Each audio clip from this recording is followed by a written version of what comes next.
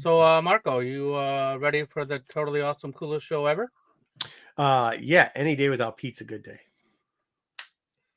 Oh wait, I'm If the you one want, that's got to hit that. Dang it! if Dang you want me it. to be Pete, I'll go.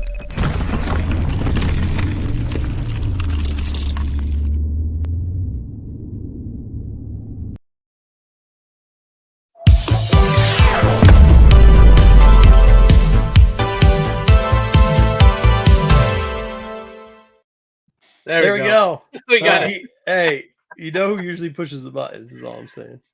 Yep, we're Pete-less. But we got Bruce Fur back, so that's good news. Yeah. Hey, real quickly, if for long time, TAC fans, TAC was pretty much built on the back of the Thunderbolts first appearances. For all those people that don't know, like 3 years ago plus, it was like one of our first 5 shows we did. We covered all the Thunderbolts stuff. Now, if we saw the trailer, I actually looked at a lot of stuff there. I'm typically not into the rumors, but I looked at the list of like they're 100% not going to be there anymore. They're 100% going to be there. And then there's this middle area where it's like 20 names or so that still could be there because they were in the original script and they think they've been moved over that. I've taken a group of those, we've crumbled them together, and we're going to show you their first appearance. And honestly, most of them great first appearances and cheap. And at one point, were a lot more expensive. So we'll check those out. Also, do we have a book to grade this week or no? Do we not get those? We do have a book to grade. We have a book to grade this week, so that'll be good. We're going to cover our take it or leave it, and we're going to do news. Everything's going to run the same. Got that all out of the way. Okay. Yes. Yep, all of it. Do I have to say some Pete's speech like, "Hey everybody, welcome to Renovision. Make sure you sub and chat and reply and thumbs up. I've got a discount code for a pizza in the bottom, and if you'd like it, you could do that there, and I'll save $10, and then you get $5, and then $15 back." So we got all that going on. Once again, I'd like to say the failure that is BK failed to send me any books this week. Don't worry, I took care of it. We'll have some good books to review, and maybe some not. Yeah, so you good picked books some. to You review. picked some good books this week. I think. Good. I mean, when Pete's not interfering, it's a great thing. Yeah, let's say hi to the chat real quickly. Crack on! Have a good show, gents. There we go. Cheers, cheers, cheers, cheers. Tommy. Thumbs up and hi. Thumbs up and hi to you, GTE Comics. Hi, Eric. Eric. When Ed used to be first to the channel all the time. Ed, nerds. Bar Lord. Hey, fellas. Hey. All right. AOA. Good to see you, AOA. Tommy Long. Hey, thank you. Shoot, did we get that picture? The mashup? We got to get a picture off the internet and put it on here. Did you guys see the picture in the chat of me? Oh, yeah. No, yes, I did see it. Get yes. that. Somebody get that. GTK Comics, IG, the one Joe did, holding the high life. AOA, Ed LeBeau. Matthew. Hey, guys, no Pete. Did he suspend himself? No, he goes on the lamest. If you guys have been around for a long time, you might know this. He literally goes on the world's lamest vacation. He goes to like Vermont in the summertime or something like that. Now, I know there's an old musical because my wife likes it called, I don't know what the hell it's called, even though we watch it every Christmas time, where Bing Cosby goes to Vermont with another guy and 2 ladies, and they do something for an old army vet. But that's during wintertime when skiing's good in Vermont. White Christmas. Of course you know that. White Christmas. So one of my favorite Christmas movies. It's one of hers too. So yeah, I that's the only thing I know about Vermont is it sucks in the summertime and it's great in the wintertime. So Pete goes in the summertime to save money. How the fuck do you ski in the summertime? My favorite Christmas movie is Die Hard. So is mine. Not a Christmas movie. Excuse me? It's not a 100% Christmas a movie. Christmas It's movie. 100. It's during Christmas. They have a Christmas tree. They say Merry Christmas lunch. It's about a Christmas party going on in an office building during Christmas time. Was there Santa in that movie? Or elves? Was there Santa Claus in this movie or elves? They dressed them up. The Santa Claus was a young man who was starting to bald in the front, and his line instead of ho ho ho was yippee-ki-yay, mother bleepers. So he had a catchphrase just like Santa Claus. Did you miss that? Then it's a Christmas movie. Then I'll concede that point. Jeez. There it is. I'm here to see how Marco keeps his cool after the soon-to-be infamous BK debacle. What happened with BK? What did BK do? There was a BK debacle? I don't know what the BK Did I miss it? Oh, we found him. No, what is Six talking about though? I don't have know. no idea. I hope BK's all right. We clown on him a lot, but I hope he's all right. Well, he was in my chat Monday, so Oh, that's good. unless Man, something it's happened still his between mom's Monday and house. now. Christmas drive. Yep, Christmas does drive it. Pete goes and visits. Okay. What? Oh, Bernie Sanders. Oh, the guy. Okay. No Xmas, no party, no robbery. What? Yeah. It's good to see Bruce joins Jack Crew. He is. Yeah, he's on loan. Right. Yippee Kai. Yep, Mother Falcon. Okay, good stuff. So that was good. Good to see everybody. Let's get into yeah. Why don't we get into the news? News. All right, I'll run the thing. You sure you got it?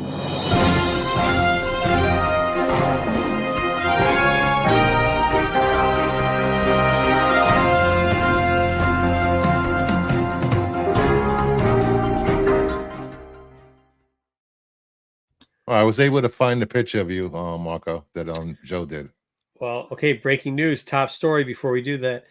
Finally, whoa. Hold it right there.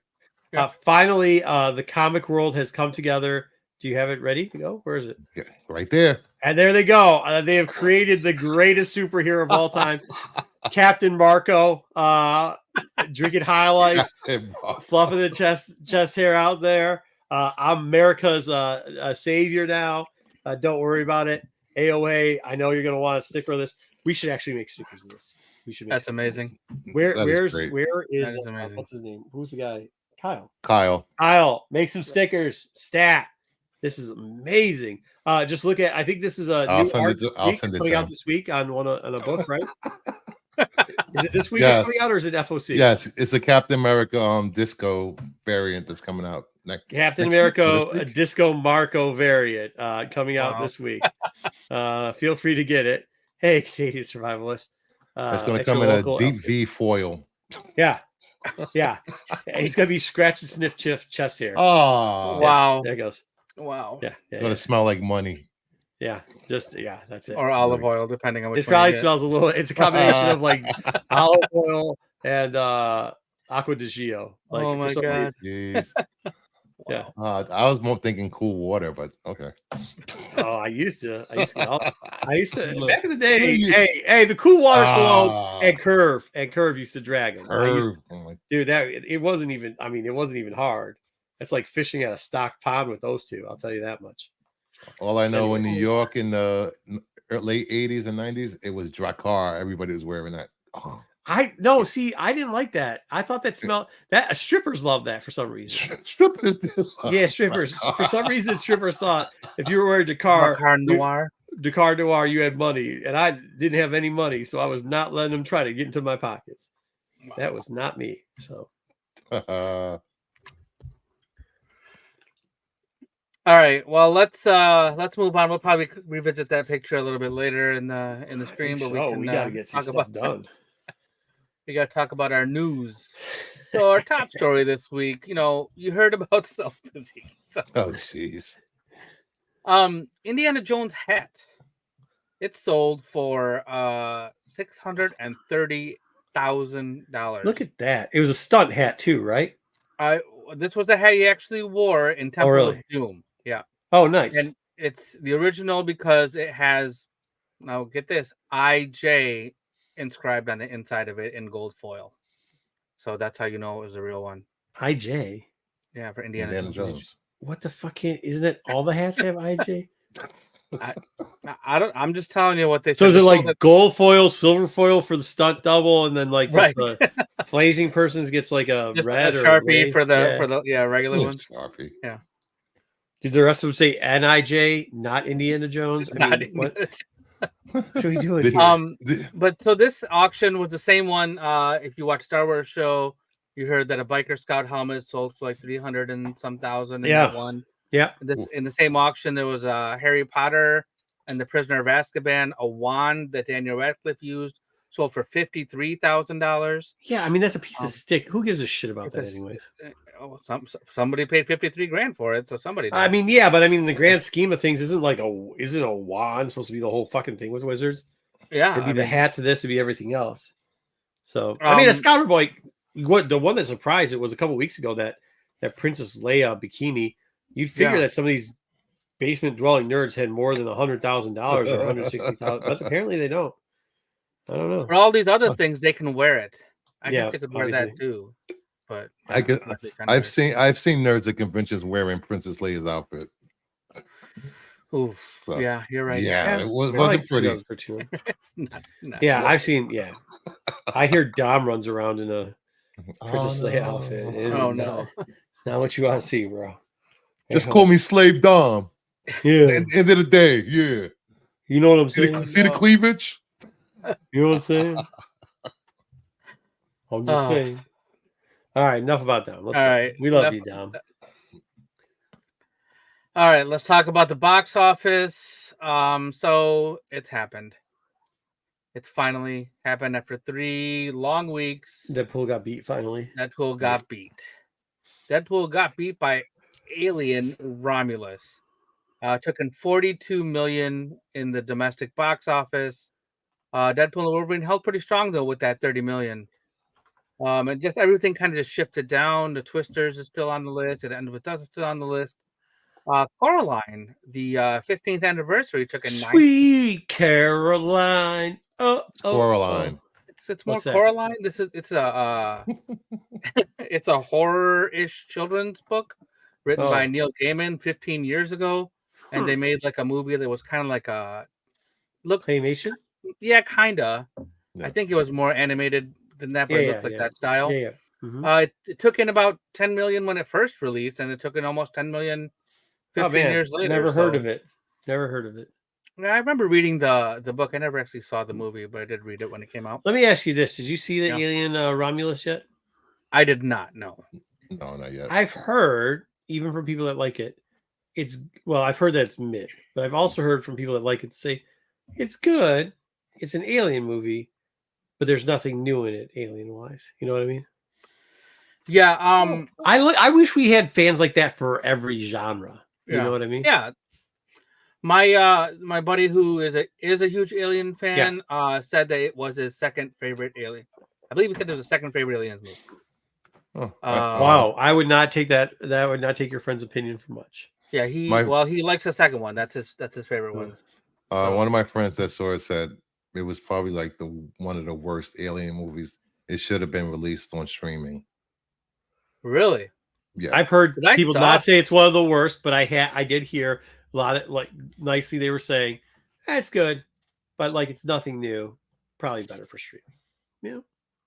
I mean, I've seen a lot of the other ones. I've seen Resurrection. I've seen Prometheus. From what I hear, if you've seen them, I haven't seen this though. Yeah. So this one looked way more horror to me. Yeah. Because I was planning on seeing it, and then I saw the trailer when I went to go see Deadpool and Wolverine. And then I was kind of like, well, I don't know if I want to see it as much as I thought I did. Well, I know. I heard the last 15 to 20 minutes is just like out of control with gore. I try to be over craziness. gory. Yeah, they do some fan service and stuff too in the movie. I know I read about that as well. that's what I heard. There's a lot of fan service, but I mean, people they said generally it's good, just it's not new. So. It's not great. Yeah, gotcha. Yeah, they didn't say not great. They just said not new. That's what they said. Not new. Okay. Not new. I don't know what that means.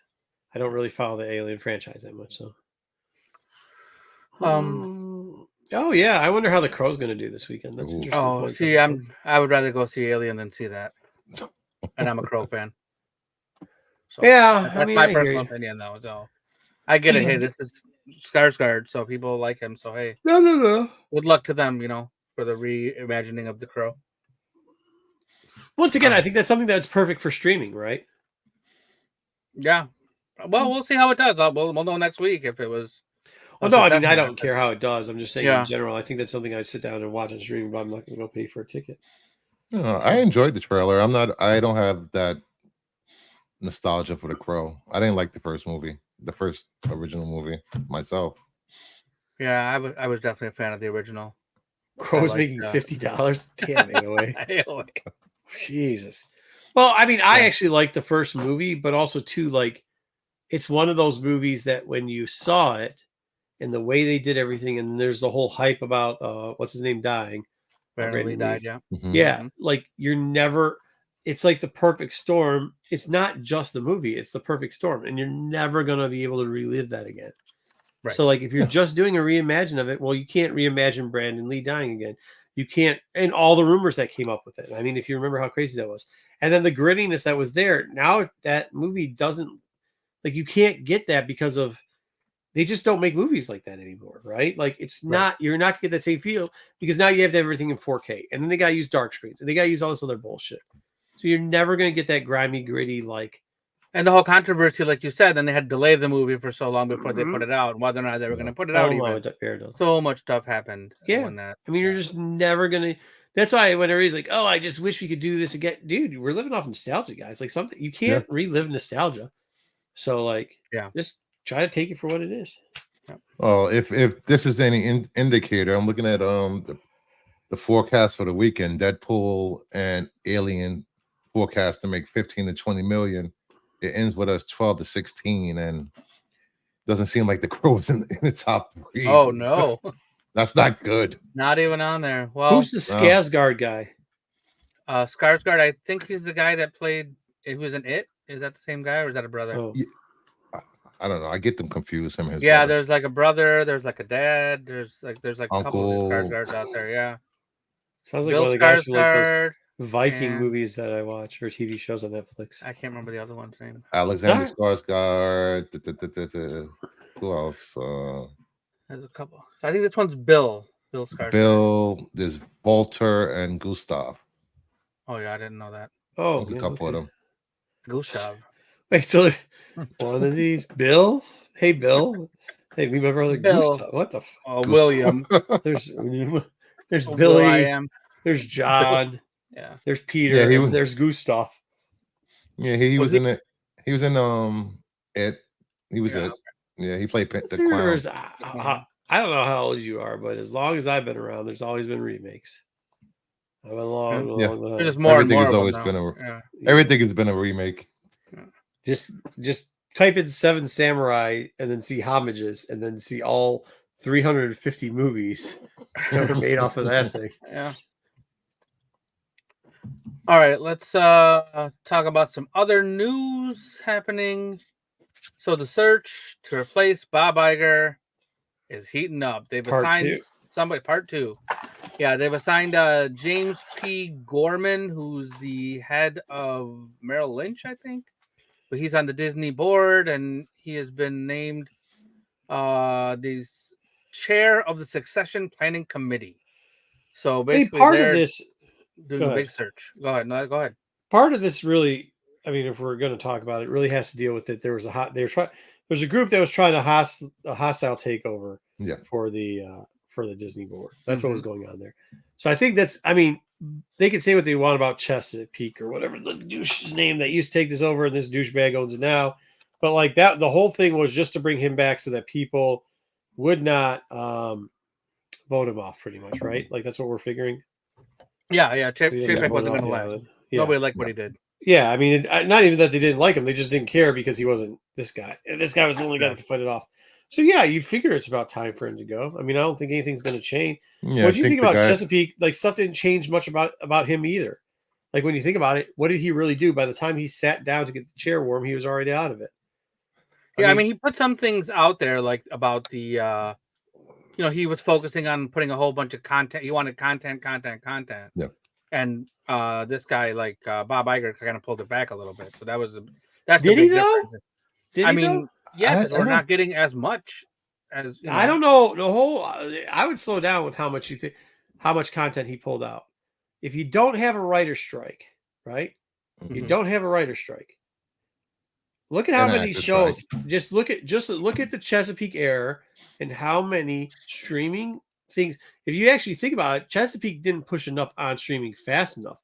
Remember when they were rolling out the thing, they didn't get enough value out of it. Remember, there was like a couple Star Wars things, maybe some Marvel stuff, but they didn't even have the whole Marvel catalog yet. And now when you go there, he didn't do the Hulu switch over. He didn't, bring all that catalog over. Remember, it's always going to be separate. And then all of a sudden, it's not. So they brought over a lot of stuff here. I mean, they really have. Now you got a whole huge catalog of Marvel, and they're subleasing the category. Which, by the way, that was a board decision not to let them to do that. And I'm not defending the guys. Both guys don't seem like they.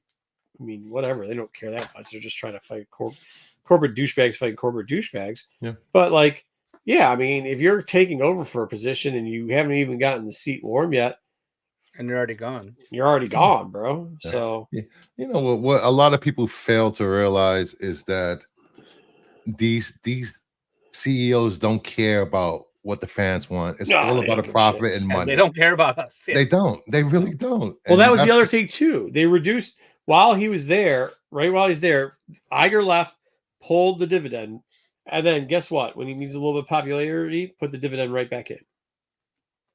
Yeah. You know what I mean? Now Disney's back Yeah. up at a dividend. Well, I mean, whatever, dude. Yeah, so this I agree with Three Rivers here. I think this is what's actually going to happen. She's What's going to get the actually job. that would be great. That would Yeah, that would be right, so dude. She's going to awesome. get promoted. Not That's one even- way to get her out of Lucas. Dude, at what point does she just go like, "Hey," because you know she's only in the job now to troll, right? Like that's what she's Yeah, doing. oh yeah, that's what Yeah, she's she can leave anytime she wanted. She probably doesn't do much of shit anymore. She probably comes in. She probably is remote. Most of her job's fucking remote. Yep. She maybe comes in once a month, attends a board meeting here, a board meeting there. She don't do shit. She's just kind of Yeah, walking around She the has, place. she has this, what, a staff of 50 under her to do all of that bullshit. So, Hey, she gets a. Hey, she probably is like, hey, listen, what's her husband's name? Timmy. Let's call him Timmy.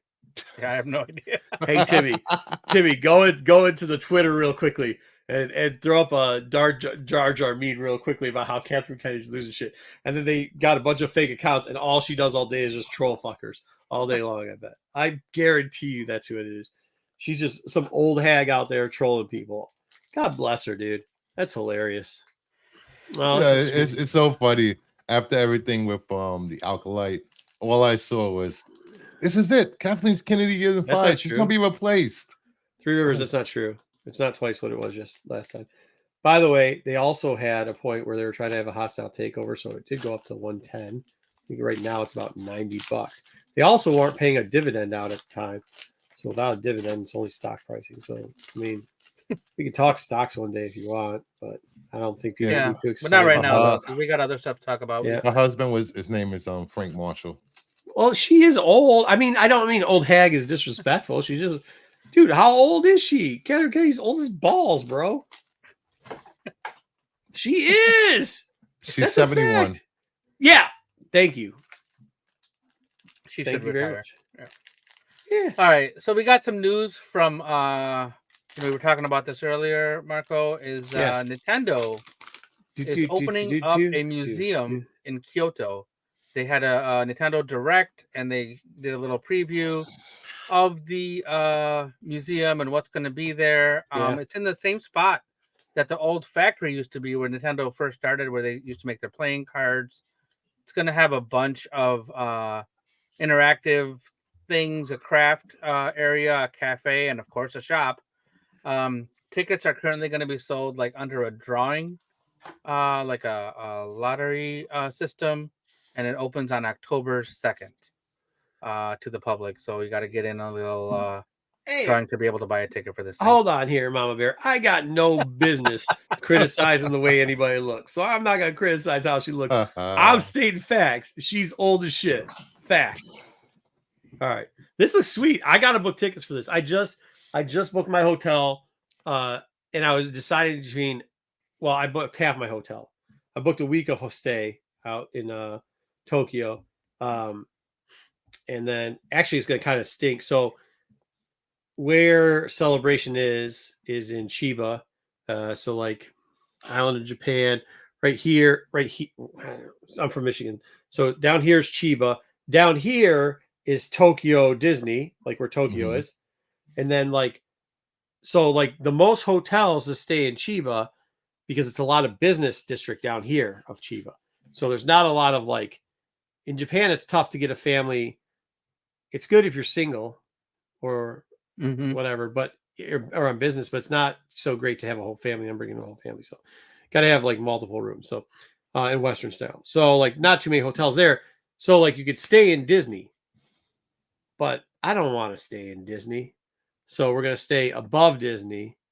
And one of the places I looked at, I didn't realize, I go, hey, hon, check this place out. doesn't this look like Japanese hotels are crazy, man? This looks like a hooker joint. And she's like, dude, hit the translator. I hit the translator.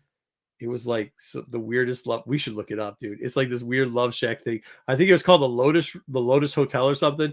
And then they're like, Hotel. it's great for women who just want to like find themselves whatever, romantically, whatever it was. I was like, oh damn, well the rooms are cheap. She's like, we cannot take the kids to a Japanese love hotel, but they look hilarious. Look them up sometime. They're fun. But yeah, so I'm gonna stay there. I'm gonna stay in Tokyo for like 6-7 days, something like that. Yeah, when my cousin Vince there, he didn't even book his stuff in advance. He would like just go week to week and like go to another town and book his rooms there. He probably's been to a love hotel. He may have. I don't know. He stayed at a bunch of places. He stayed at Airbnb. He stayed at It was a love hotel, dude. It's amazing, bro. I'm telling you, like hey, you know, like the movies usually don't get shit right? But in Japanese and Korean films of Japanese people, they got the love hotels. They nailed those. They fucking nailed it, bro. They fucking nailed it. It looked exactly like that. But then on the other side, so it's either Osaka or Kyoto that we're gonna stay. You know, because Osaka Temple, for all you Shogun fans and everything else, it's still there. And then Kyoto, that used to be the capital of Japan. Not any longer, but that's what it was. Yeah, there's some great. I think he stayed a lot of his trip. He stayed in Kyoto, so he said it was better there. Bro, Kazuko, I don't know. I just run to hookers all the time. I don't know what it is. He just randomly runs into hookers. Randomly runs into hookers. Oh. Bro, the love hotel.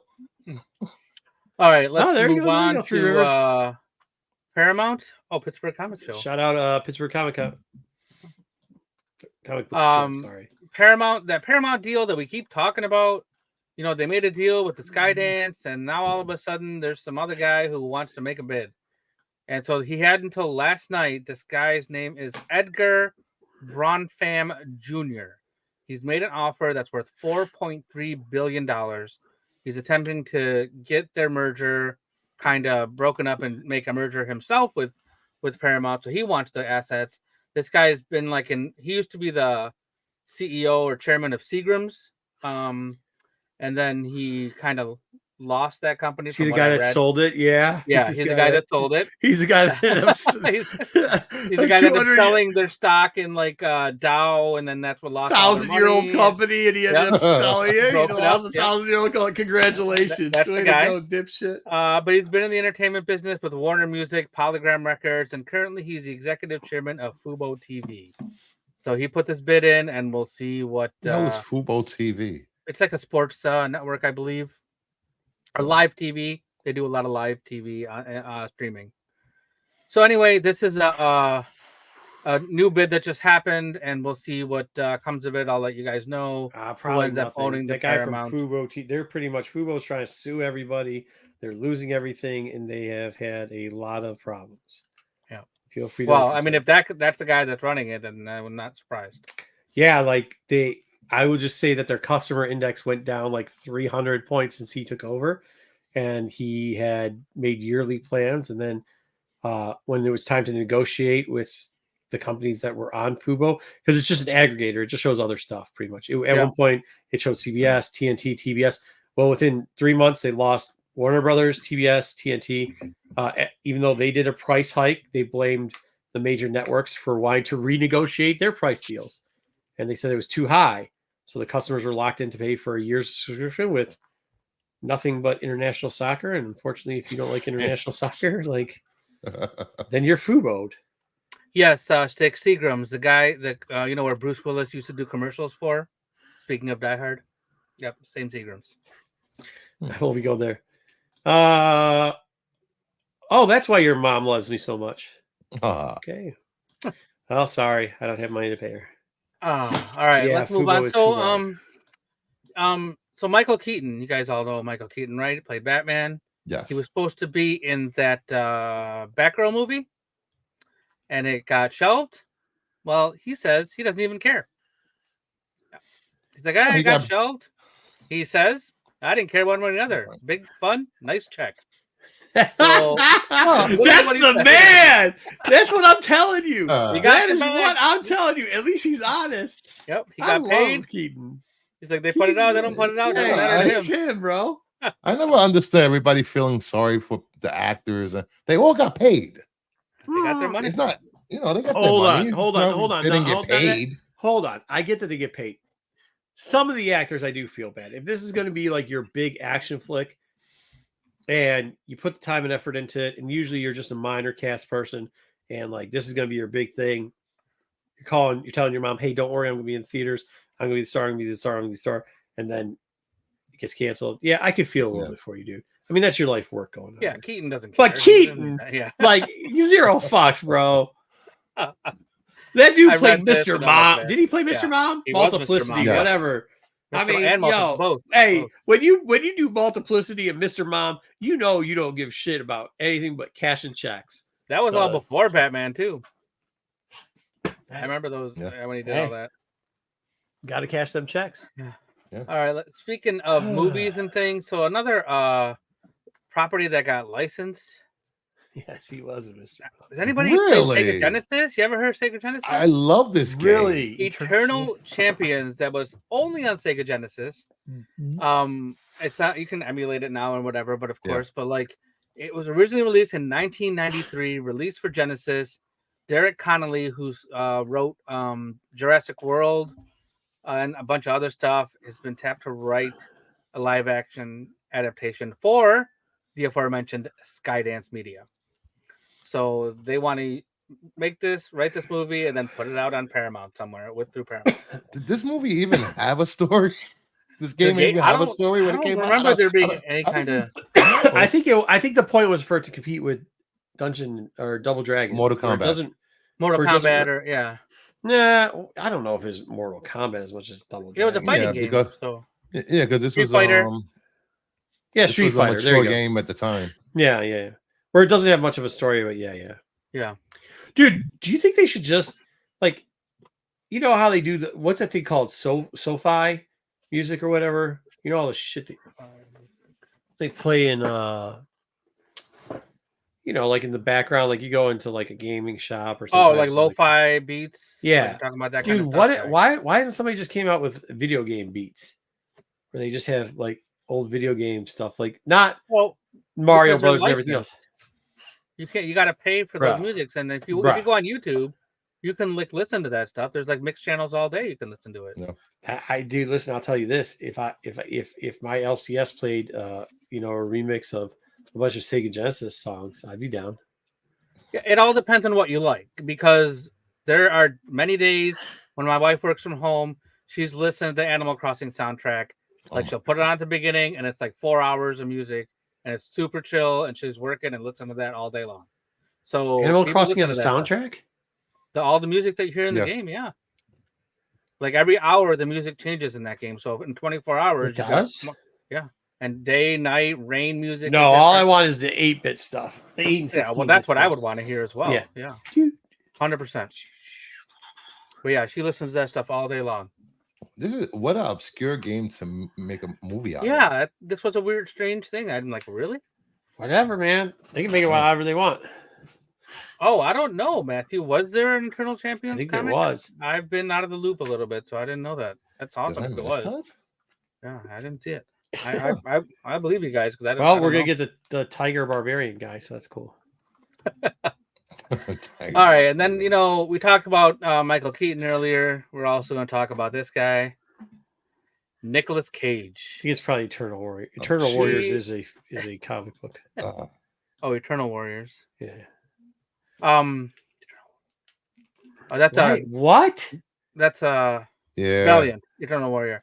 Nicolas Cage has been cast as John Madden. It's ridiculous. What? I don't know. I don't get it. But I mean, I like both these dudes, but there's no way these dudes are the same. He's going up against you for that. It's not his. Isn't quite a V, but he's got the open chest thing. Bro, he's wearing a robe. That's a robe. You should close that robe. Yeah. So it's going to be in part a video. Sorry, Bruce. It's going to be a video game movie So it's going to be partly developing how he developed a video game and got into that business as well. He didn't Sorry. develop video games. They just use his likeness. Yeah, right.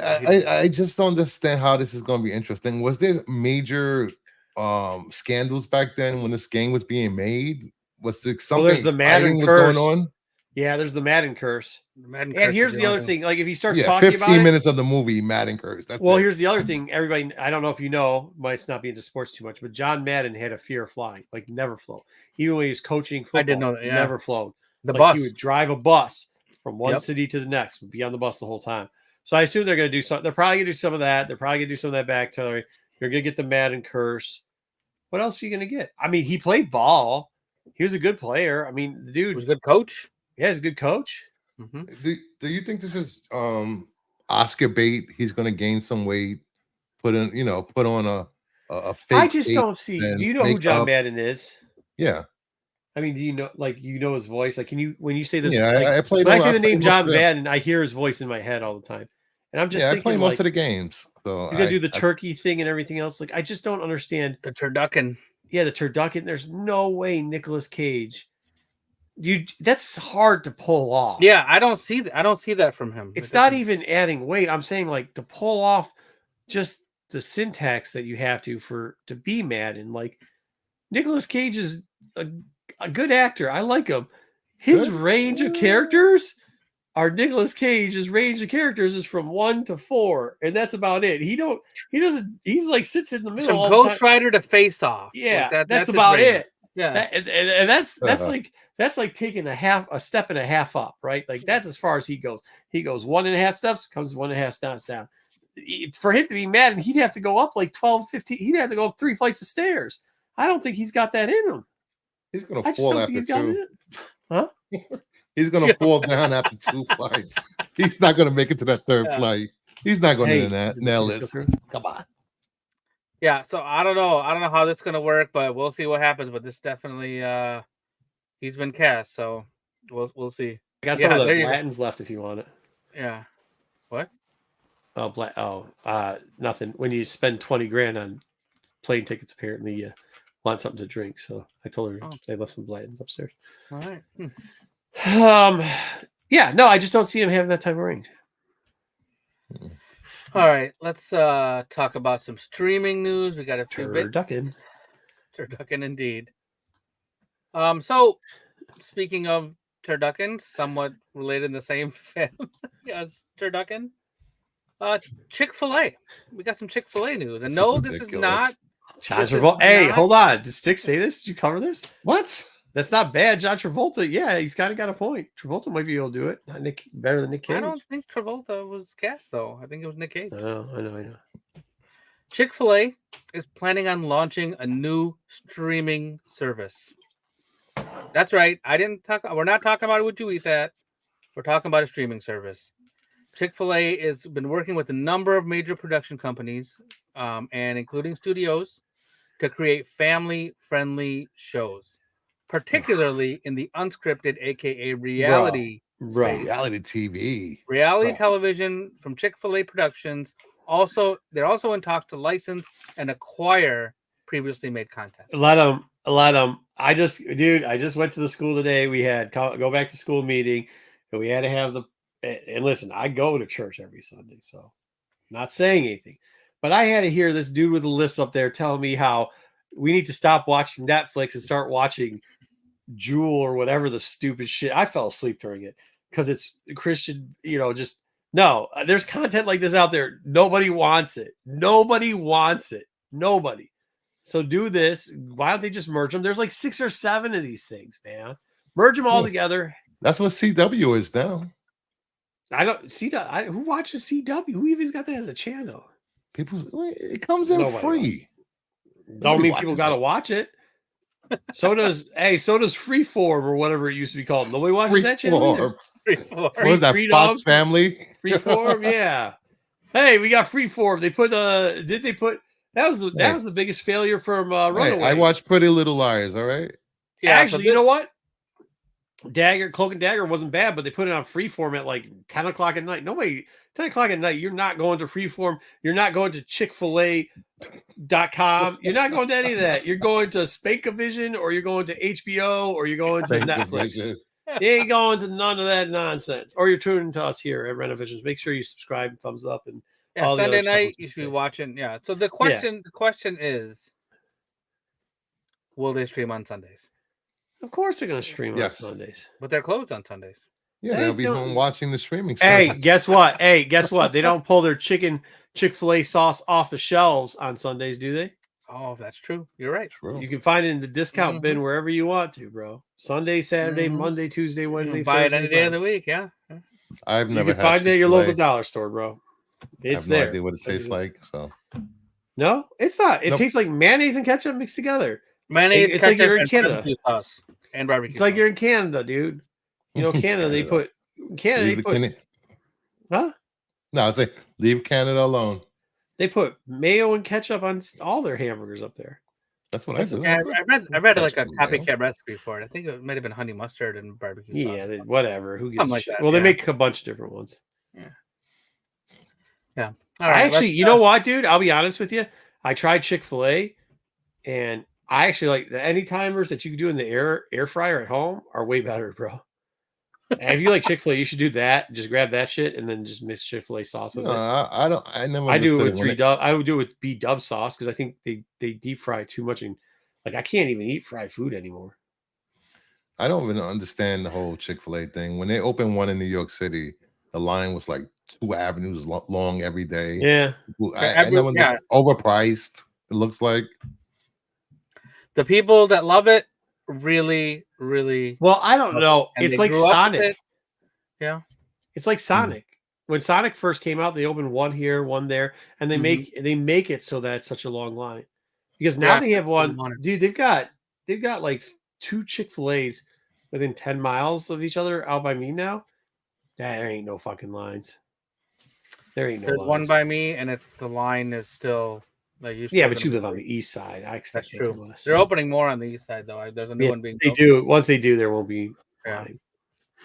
That one when it opens, though, it's going to be nuts. I'll take video when I. All I had there, and maybe I ate the wrong thing, but I had the whatever the little chicken nuggets are, but not chicken nuggets. Like they're like boneless wings or whatever. Tenders. Maybe I don't know. I don't know. I can't. You know what? It was like 4 years ago. I haven't had anything Yeah, since. I mean it's a chicken sandwich. Oh, yo, hey, there's one in Sturgis still. There what? Oh, We'll really? tell. Hey, Hot Now. You know Hot Now. There's I'm a guy. familiar. There's a guy. Bruce Fur. He had kids. He wanted his kids always to have. He's always be able to have a meal. So he opened up these like just huts. They were like little shacks, the drive-through shacks. No dining inside. They're called Hot Now. What was it? Was it 15-cent burgers? Was it 10-cent burgers, 15-cent cheeseburgers? Yeah, and this is in the 90s. And they would go from like Metro Detroit all the way out to the west side because it was by colleges. So it was by on the way to Western, on the way to Central, on the way to was there one by Eastern? I think there was. There was one on the way up north. It was so that his kids would always have someplace to eat because they all went to different state colleges. And then they'd sell a family pack. It was the only fast food we ever ate as kids because the family pack was 10 burgers, 5 fries, 5 drinks, and it was it $5.55 or something like that? I don't know. I mean, I had it, but I had it when I was Yeah. older. So Dirt cheap, man. Vince, Dirt my ass cousin cheap. Vince was a big fan of the Hot Now. I love the Hot Now. I wish they were back. We did not have a Hot and Now in New York. We had White Castle. We have White Yeah. Castle too. Well, we have, it's from Chicago. I mean, we have White Castles too.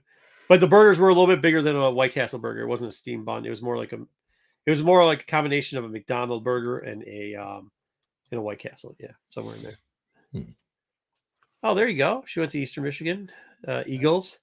The Eagles. I turned down a scholarship to EMU because I'm not going to say why. All right. Let's talk about some other news. Disney. Let's talk about some Disney. Yeah, big old. Was that what it's called? Big old sack of burgers, and it was like that was right. It was 10, 5, and 5, right? Matt, he would know. You're a fan of the Hot Now. X-Men 97 will feature 2 other X teams. So our old friend Brad Winderbaum, the director of streaming and animation of Marvel Studios, and his title's longer than that. He says there's 2 other X-Men teams in season 2. One of them could be a real force of nature, and the other one could be a major factor in what happens during the second season. Trying to be coy with his answers to an interview question. Take a wild guess what we're going to cover next weekend under the radar. What's going to be there? Take a wild guess what we're covering next weekend. Dollar So for X Force books. There you go. And X Force and X Factor. There's plenty of those out there. Yeah. And there's lots so, of but them. there is two. Well, there's 2 very distinct long running teams. There's the Havoc running X Factor team, and there is personally Pete and mine. This is one where we became really good friends. The Maddox Multiple Man X Factor run, and that one was done by dang man, I am sorry, I'm so tired today.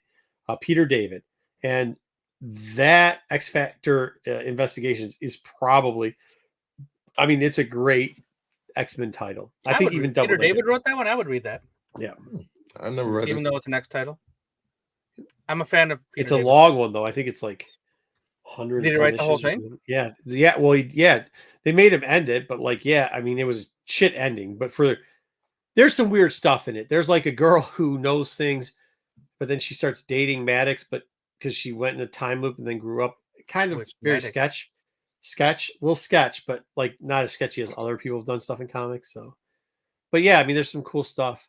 There's a Multiple Man has like, spoiler alert, multiple personalities that actually got his dupes. Some of his dupes got away without him knowing it.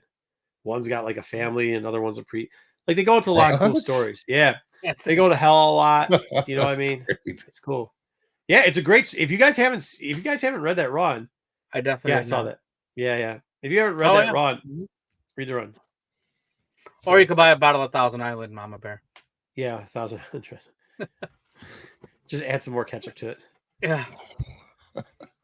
All right, let's talk about another. And as long as you're not doing the Linefellow X-Force run, then you're in good hands. Should be okay, right? Yeah, that's dude. Well, you've got that. What's the run?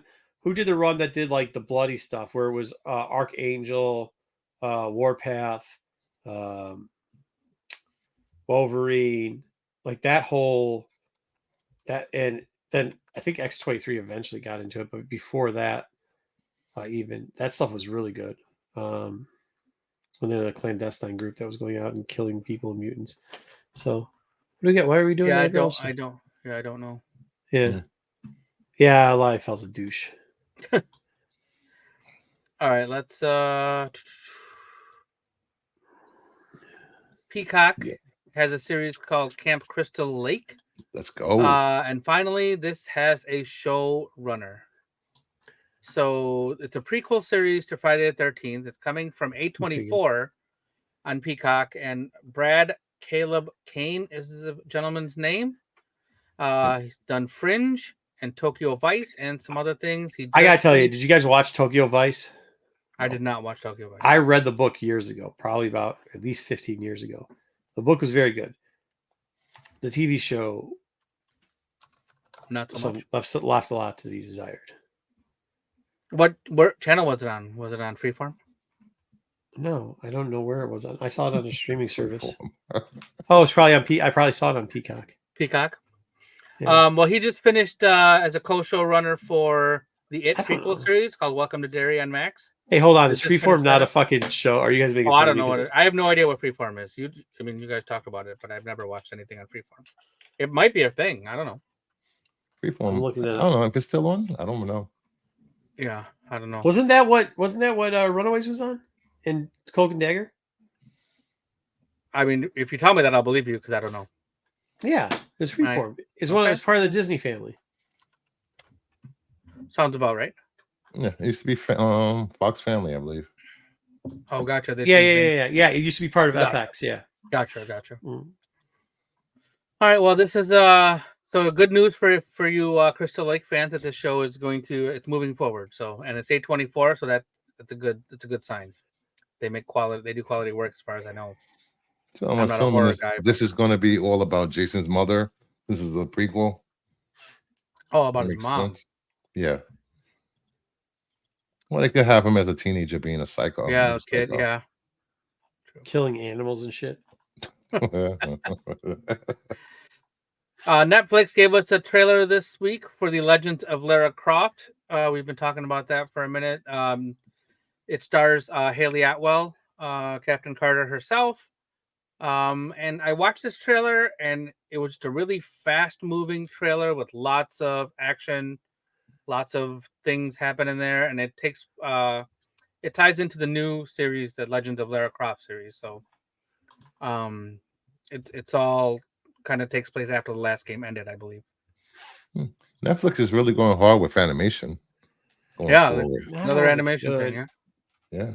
Yeah. I mean, they just hire voice actors, right? And it's easier to do animation, hire animation folks, and have big budget on set things. Yeah, so, but the this kind Terminator of thing makes sense.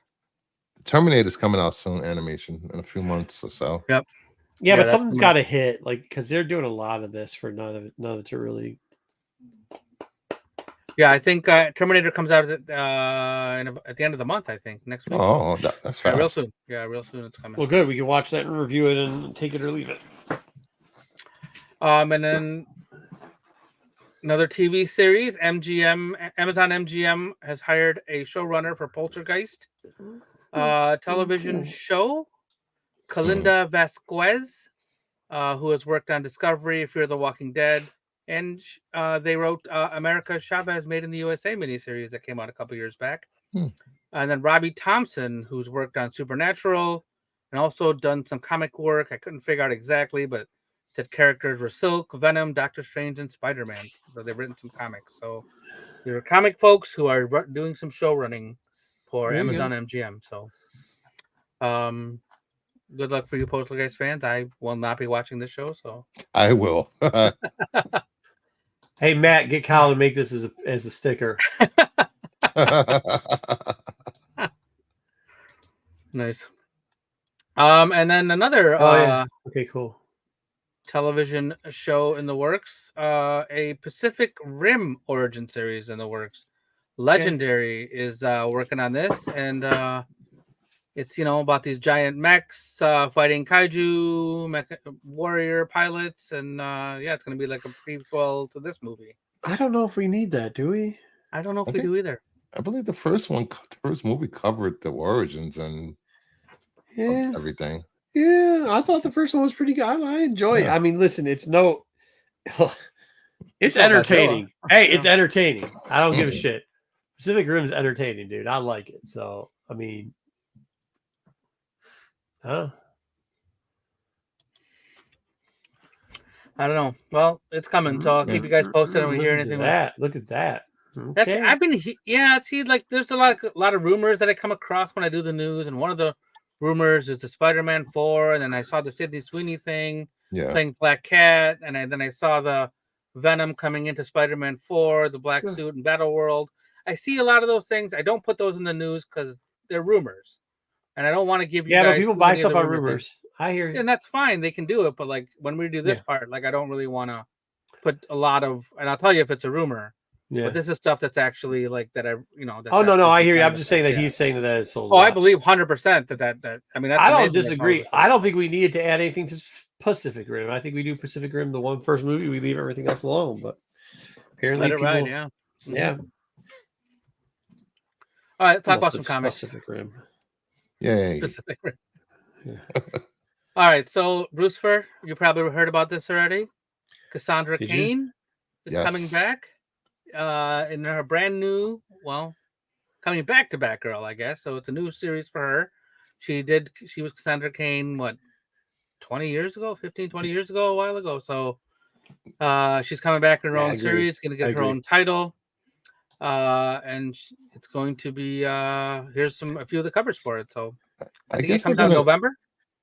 Yeah, I guess they're gonna leave Babs as Oracle for now on, because she really hasn't been dressing up as Batgirl. No, she was Oracle in the Batgirls series too, right?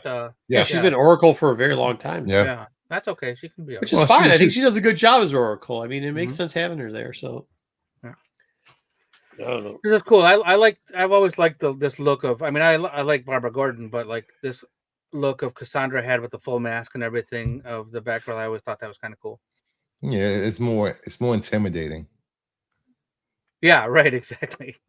She looks tough. In other DC news, they are celebrating the 90th anniversary with the coloring book. Ooh.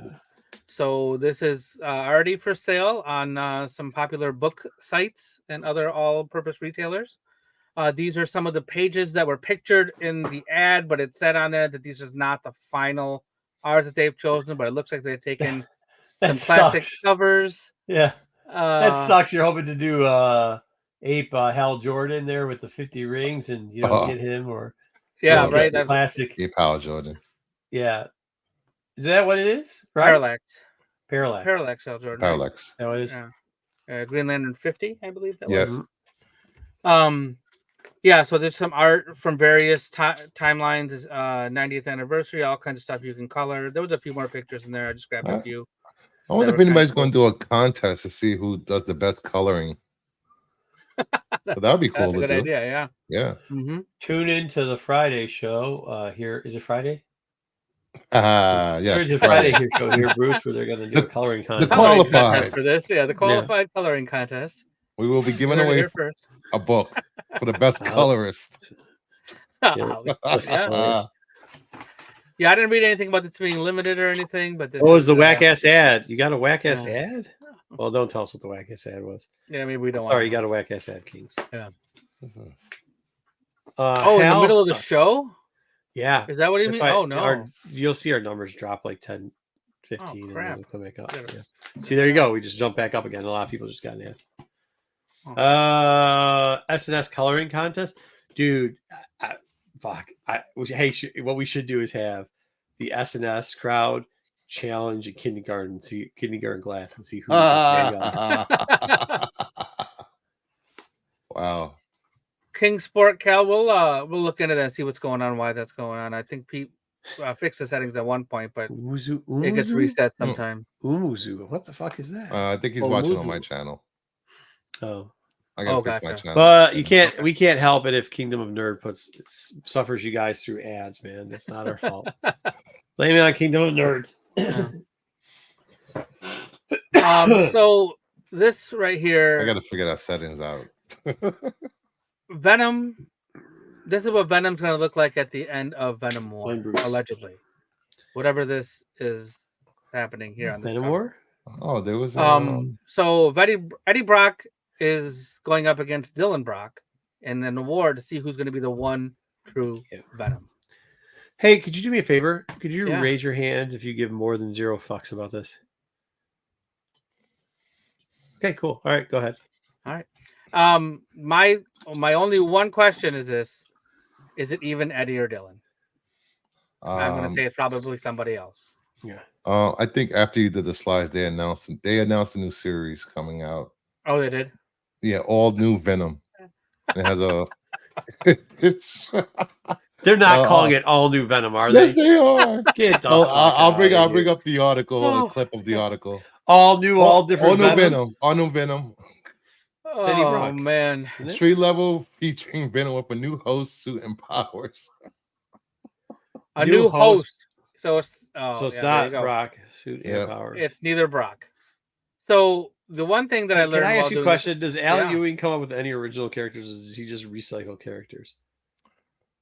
What's the last character Al Ewing used that wasn't a character? Jessica? Wasn't Jessica in in the behind the green door? Maybe. I mean, bro, it's been dude. No, well, you can't do it. Yeah, I mean, I'll go over the list of his characters real quickly if you'd like. It was another Hulk character. Yeah, I don't know. Wow. Yeah. So. Yeah, so I learned during this thing that Black Widow has a symbiote. Now, I have not been keeping up with the Venom and the symbiote storylines. Does any? I just can't. Black Widow has her own symbiote. Yeah, I think she has a book that ties into this Venom book called Venomous. Wow.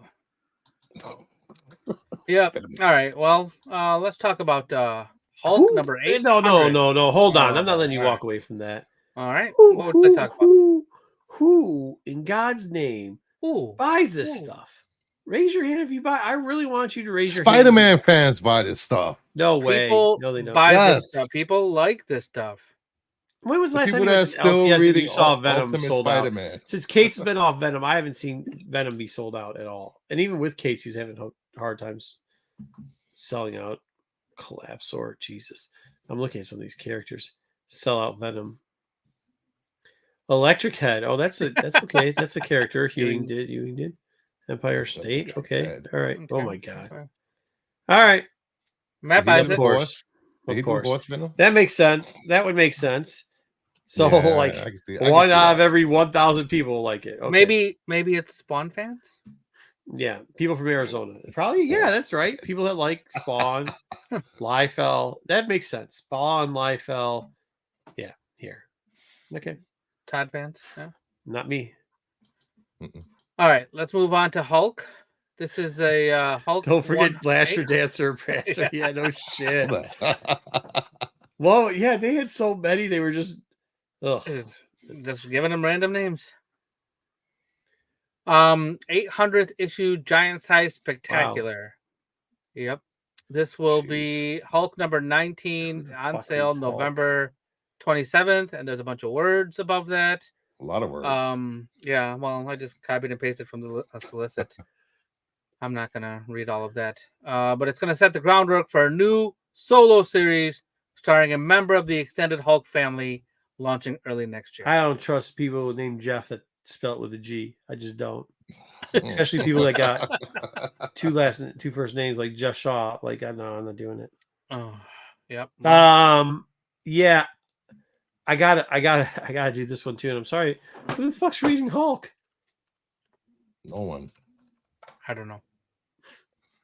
Is it gonna be Amadeus Shogun, another series? No. I'm serious though. I'm serious. Like, think about like all your comic book friends. You got to have at least even BK probably's got one friend. So if he's got one, the average person probably. Well, his friend is his mother, so yeah, that counts. really count? It counts for him. Yes, Okay. It does. Don't hate on him that much.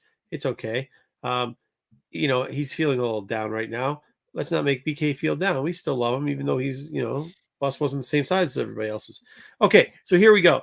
But if you're doing that and you're timesing it by the average person, not saying they're overall friends, but they're comic book friends, people that actually read comic books, know where an LCS is or order online. You got to have at least 10 friends, right?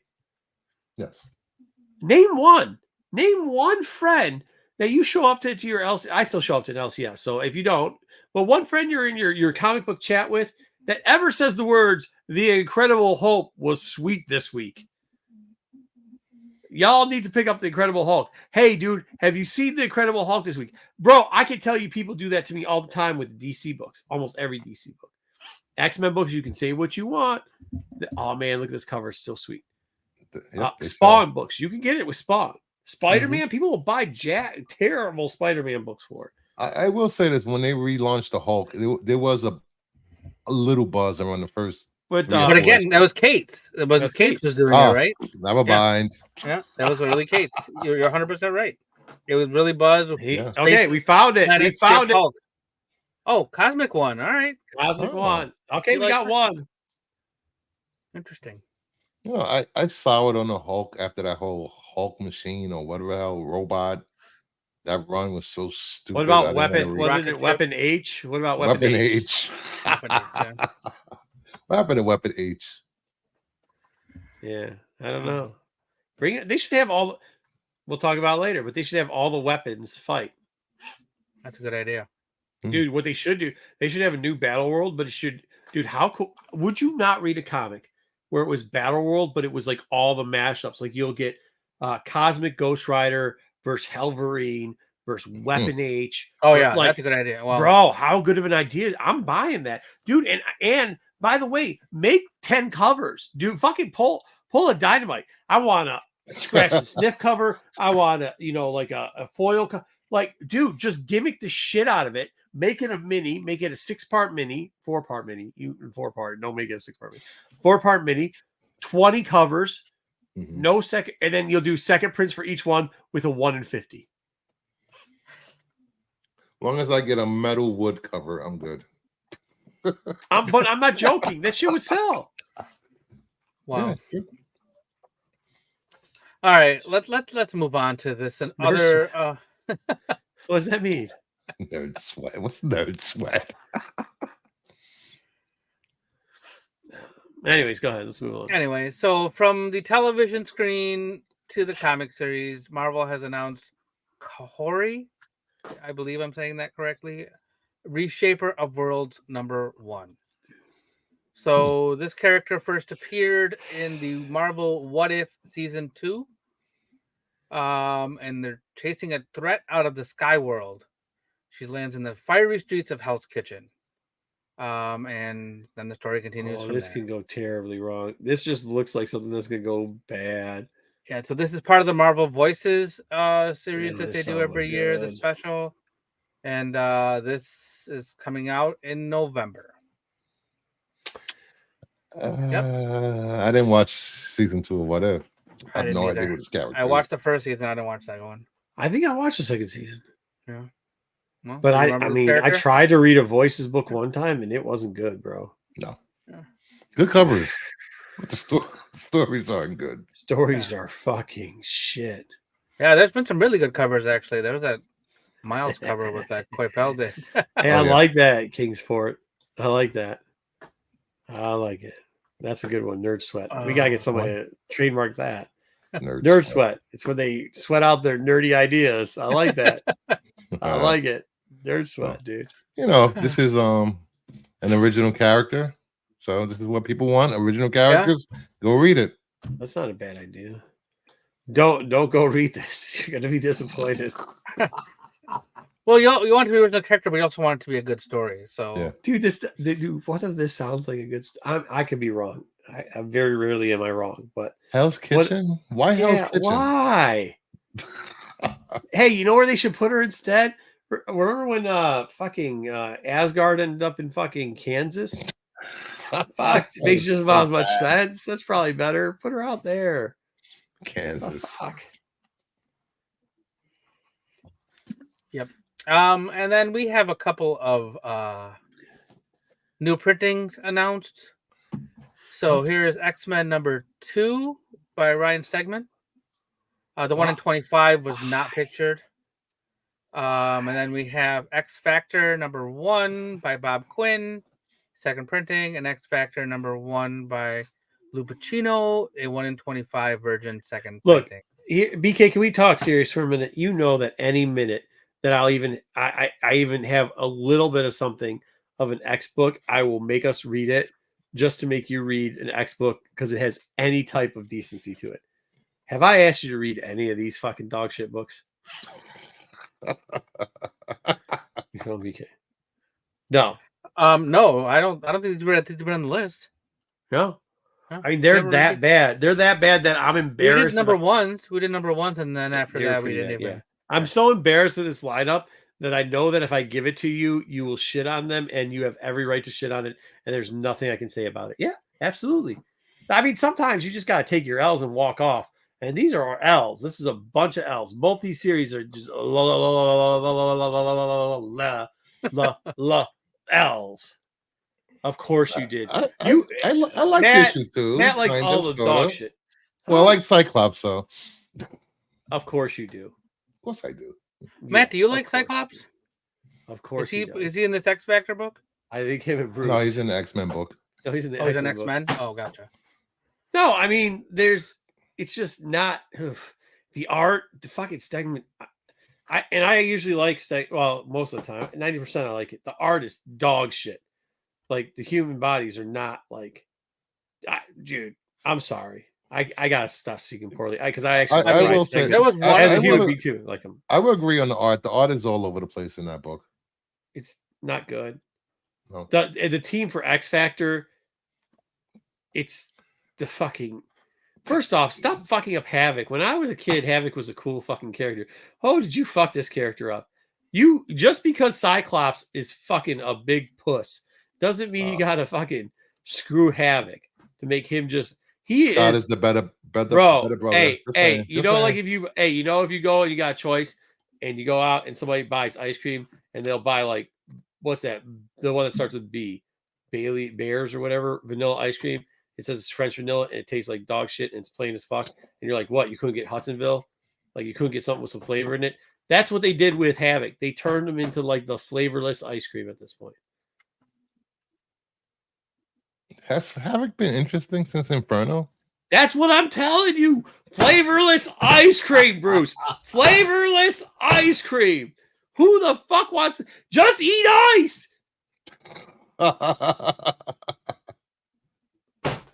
Havoc has no I got nothing. personality. He's pretty much simping for whatever females in the book with him at the time. You're down with Wolfbane, because yay. Wolfbane. I thought she was dead. We get Angel. We don't even get Archangel, the cool one that can shoot out like knives and shit. Dude, X-Force made Archangel so fucking cool. Made Angel a badass motherfucker. Why don't you just put Iceman in the book at this point? I don't get it. He can freeze shit at least.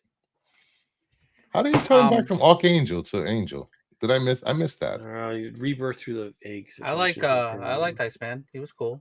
Yeah, you're right, Kings. That's Pharaoh. That's not Wolfsbane. Oh, sorry. Fair. Who gives a shit? Really? Same character. Did he just say tomato or tomato? I don't know which one he said. Same thing. That was our news. I saved you from having to look at all 10 covers of Void Rivals and some of the previous. No, Havoc was cool. And Age of Apocalypse, he was cool too. And he definitely was. Yeah, I didn't cover Destro Sweet again this week, by the way, ladies and gentlemen. I'm not covering because it's I don't want to spoil the shit. So, but before we get into that, do we have the where is the other one? Dub, where's reviewing? Oh, you want me to run the thing? Yeah, run the thing. No, not for that. Run the weeks of comics. The take it or leave it. Take it or leave it. Right. Okay. Oh, I got to run that too, right? Damn. Yes, you do. Okay. Okay. Once again, make sure you see us. Kyle has now promised that these will be available at all your awesome Renovision places. This is he's trying to make an air freshener of it that smells like a combination of Acqua di Gio and High Life. So the champagne of all beers. There you go. We'll see what he can do. We will see what he can do. He sucks. Nobody likes that Angels.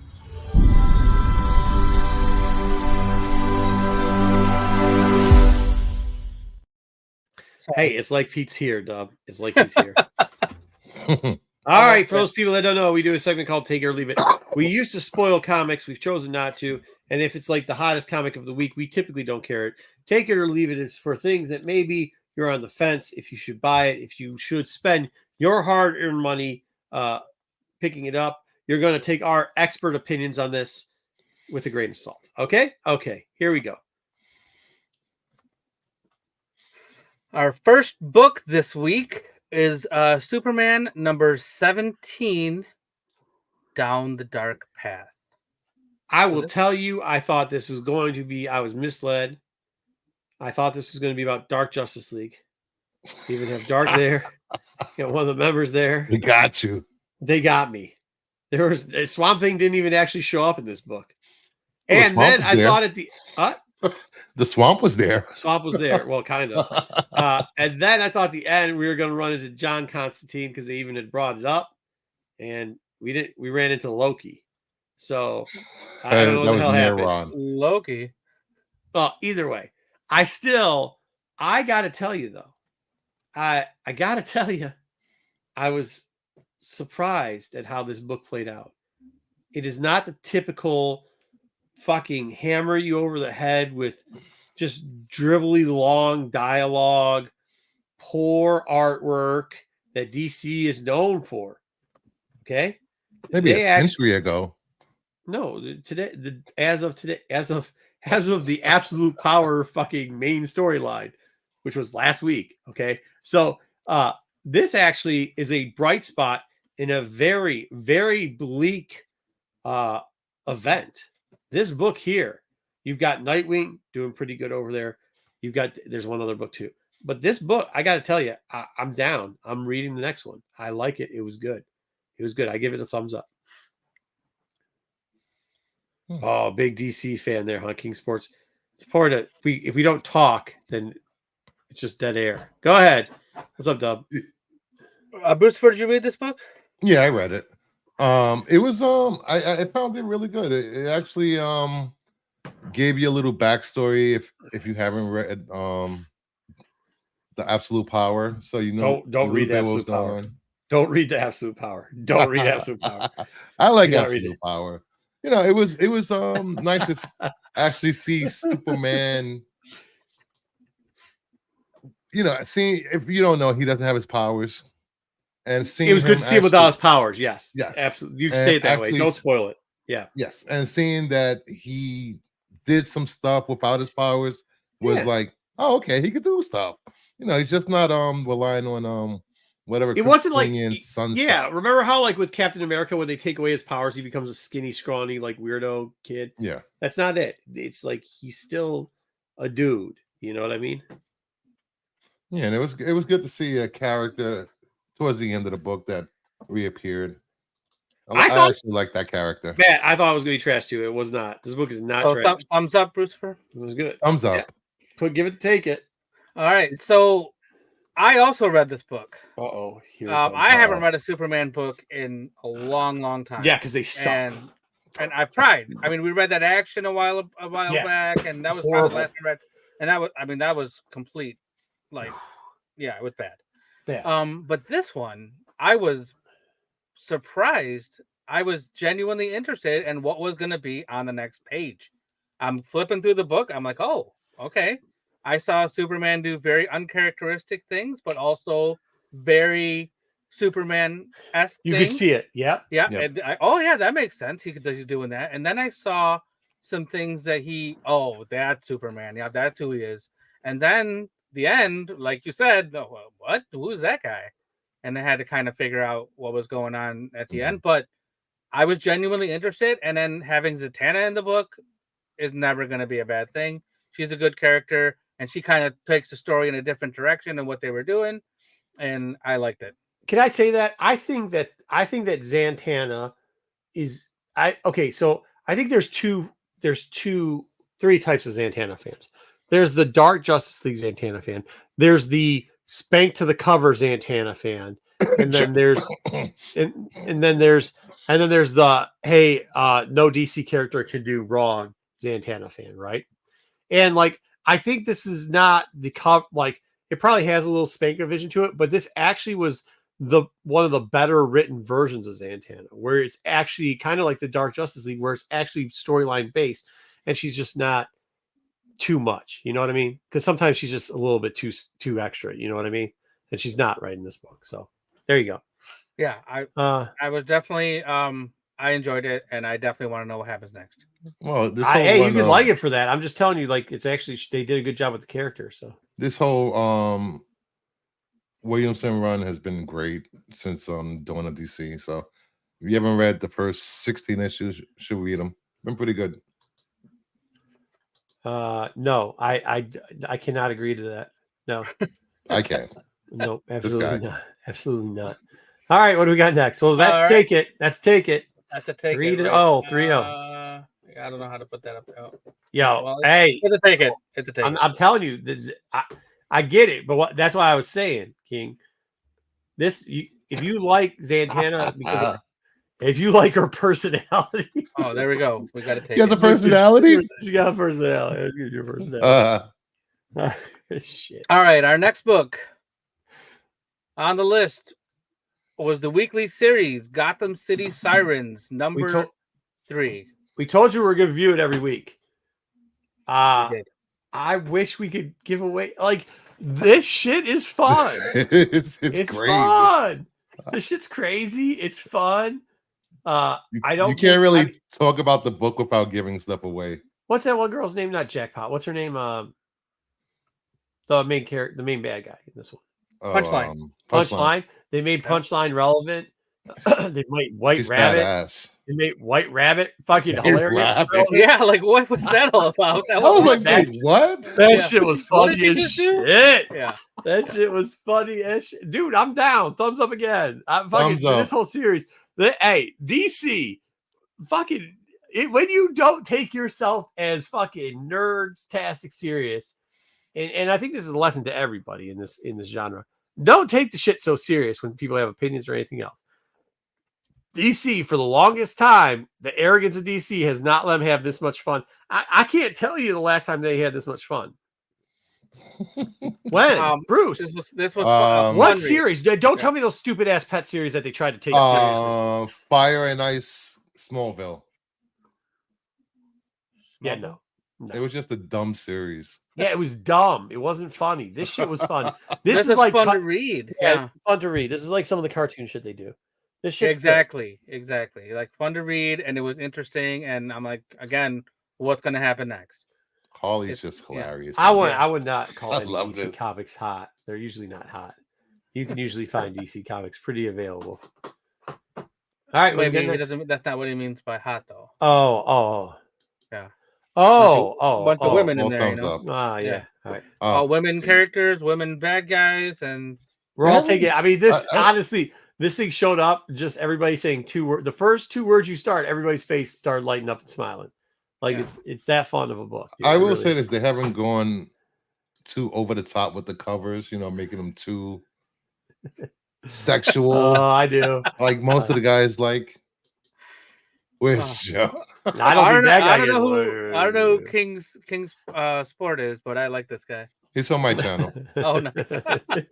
He's hilarious. This dude. Hey, he thinks getting laid is spanking off to the comic covers, bro. Like, I mean, that's what he say in the chat. Hey, whatever works. Hey, whatever works for you, brother. I mean, hey, I mean, whatever works for you, dude. A hand is the hand, I guess. I guess if you sleep on it, it's a stranger. Hey, man. All right. Our next book. Wolverine Revenge #1. So I heard a lot about this book before I read it. The Hickman story, the Capullo art, and yeah, this is a miniseries. It's a new series. What is the? Yeah, it seems like it's gonna be a short miniseries. Yeah. I thought it was just gonna be like one off, like most of these or whatever. But like, I thought it was going to be part of the after Krakoa stuff, but it definitely says to be continued. So like, we're getting another one. Yeah. So I read in one of our group chats like how the art was good, and I will have to say, 100% right. I like the art in this book. Good. I'm glad you said. I don't. 6 issues. Thank you, Matt.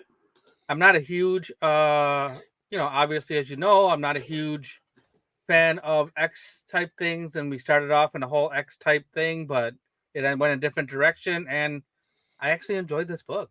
I would definitely tell you to read it. The art alone, Capullo doing Marvel is good. I like it. But thumbs up for me. Go ahead, Mark. I think the art made up for some pretty lazy writing. That's fair. I mean, anytime you get to see a Triceratops, it's fucking cool as shit, bro. But like, dinosaur is all good. So the whole beginning, like, if you take it and then go like, oh wait, well, what was it? It pretty much the first 8 pages was pretty much like, let's watch Capullo draw fucking sweet ass dinosaurs, bro. Yep. That was it. And by the way, nothing wrong with that. Yeah, I'm not quite paying this amount not paying this type amount of money for that though. Besides that, I think the story. I think I was more excited to see what came next as far as the artwork than I did the story. And then thinking back on it, I gotta say the artwork was really dope. And I'm probably shaky because if it was a one shot, I'd give it a complete thumbs up probably. But since it said to be continued, I mean, what are we gonna do every time? Go back and where are we gonna get next? A Bronchiosaurus? I'd be okay with that. Yeah, I mean, I know, but like that, we're gonna have to. But like, that's not really much of a story, right? Like, yeah, right. So I'm giving it a crooked thumbs up. Crooked up. What do you got, Bruce?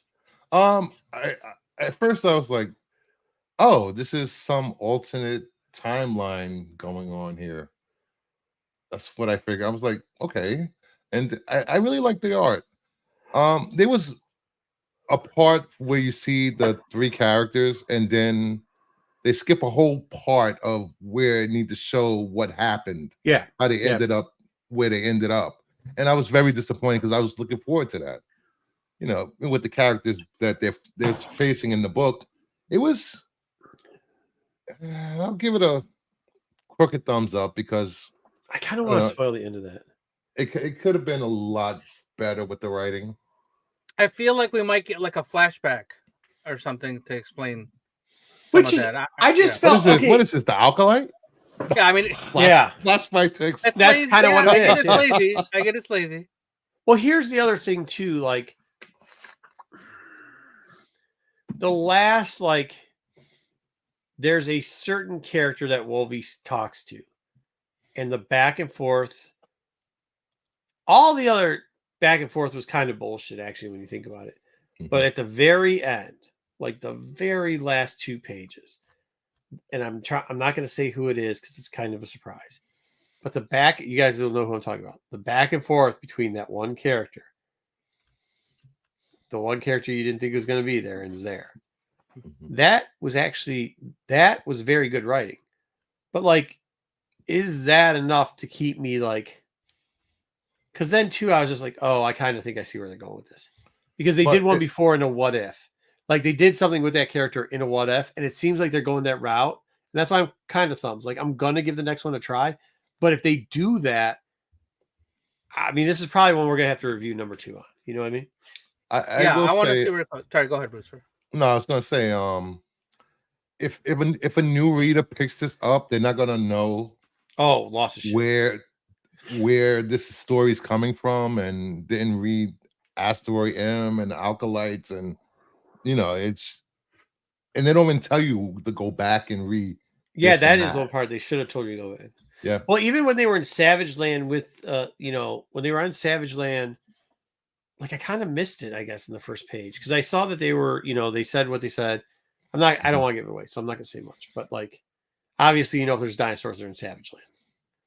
So I was like, wait, when the fuck did they hit Savage Land? Oh, they were already. They kind of blipped over that too. Yeah. It was weird how they did all that. That's what I'm saying. Like, I don't think the storyline lined up well enough, especially if it's gonna be 6 parts. You know what I mean? So, but what I will tell you as a non X-Men reader, I know things about X-Men, but Yeah. I mean, I'm familiar with how they set up the story and what they reference back to. I know some of those things. I didn't have a problem with like what they told us.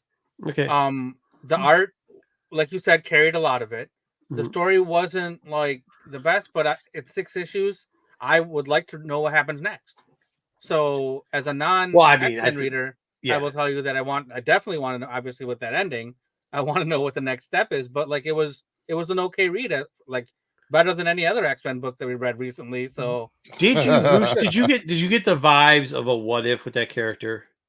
Yes, we've because seen before? it was totally out of character for It was, what but they no, were but going remember in for. that What If, like if he didn't leave, if he didn't go with I don't think the guy. I don't think I've read the What If. I'm Okay. not sure. All right. So. So with that, 2 crookeds, and I gave it a thumbs up. This is also Let's a take ticket. it. Yeah, Yeah, take it. take it. All right. What do we got? All right, next? let's move on to the next one. So these were added. This one of the books that was added like almost last minute. Yeah. I did not get a chance to read this one, so I'll have to hear what you got to tell us about it.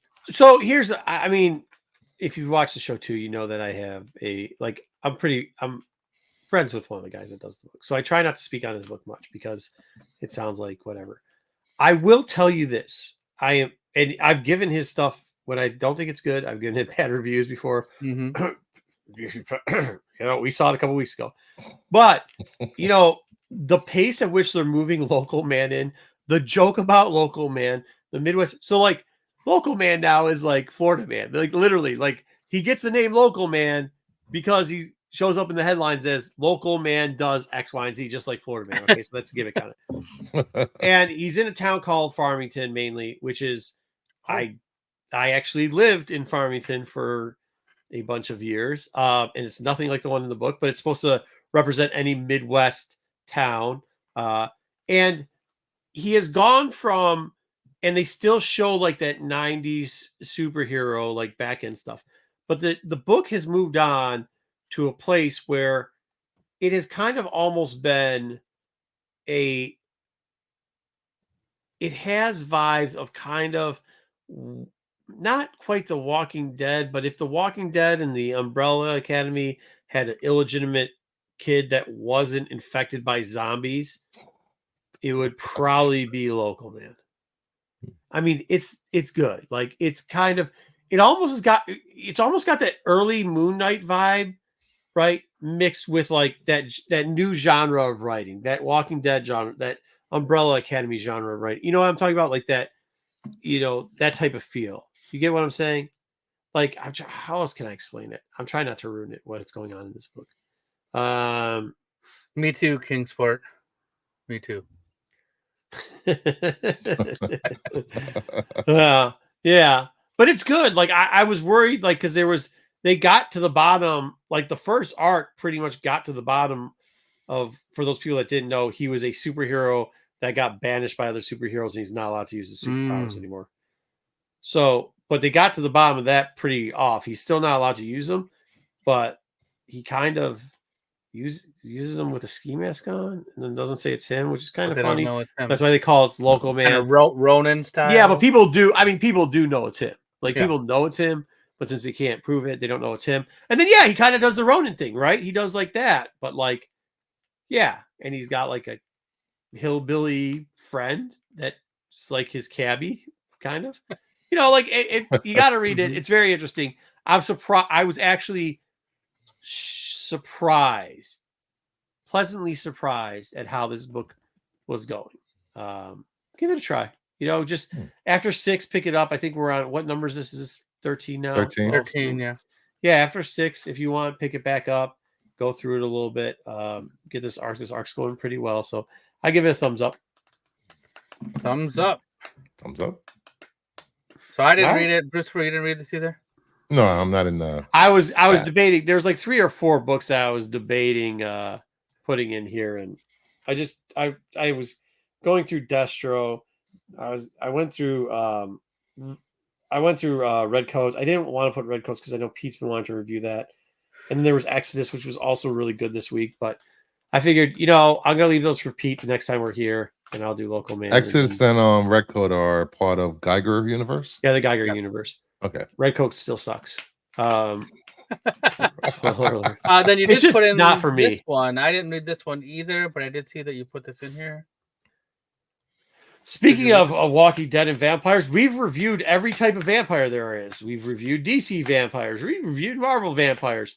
So, in honor of BK, who's a bum and can't even put up Millar stuff that'd be worth reading this week, even though he still wants us to read a bunch of dog crap Millar books usually. I put this one. Yep, there you are, BK. Since he didn't give us any suggestions, I decided for BK, I'd give him this suggestion, which tiers on with our zombie thing. This is a Dark Horse comic, Nightclub Deuce. So this is like luchador vampires? Is that what's going on? Yeah, it's based off of the characters are Latinos, and the main characters are Latinos in here. And they have to hide that they're vampires, and they have to hide that they're superheroes.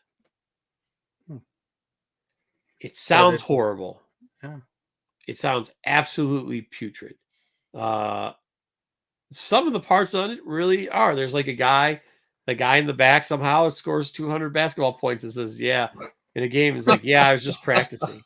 You know what I mean? Which kind of sucks. But it does have high notes. It's got a very Millar feeling to it.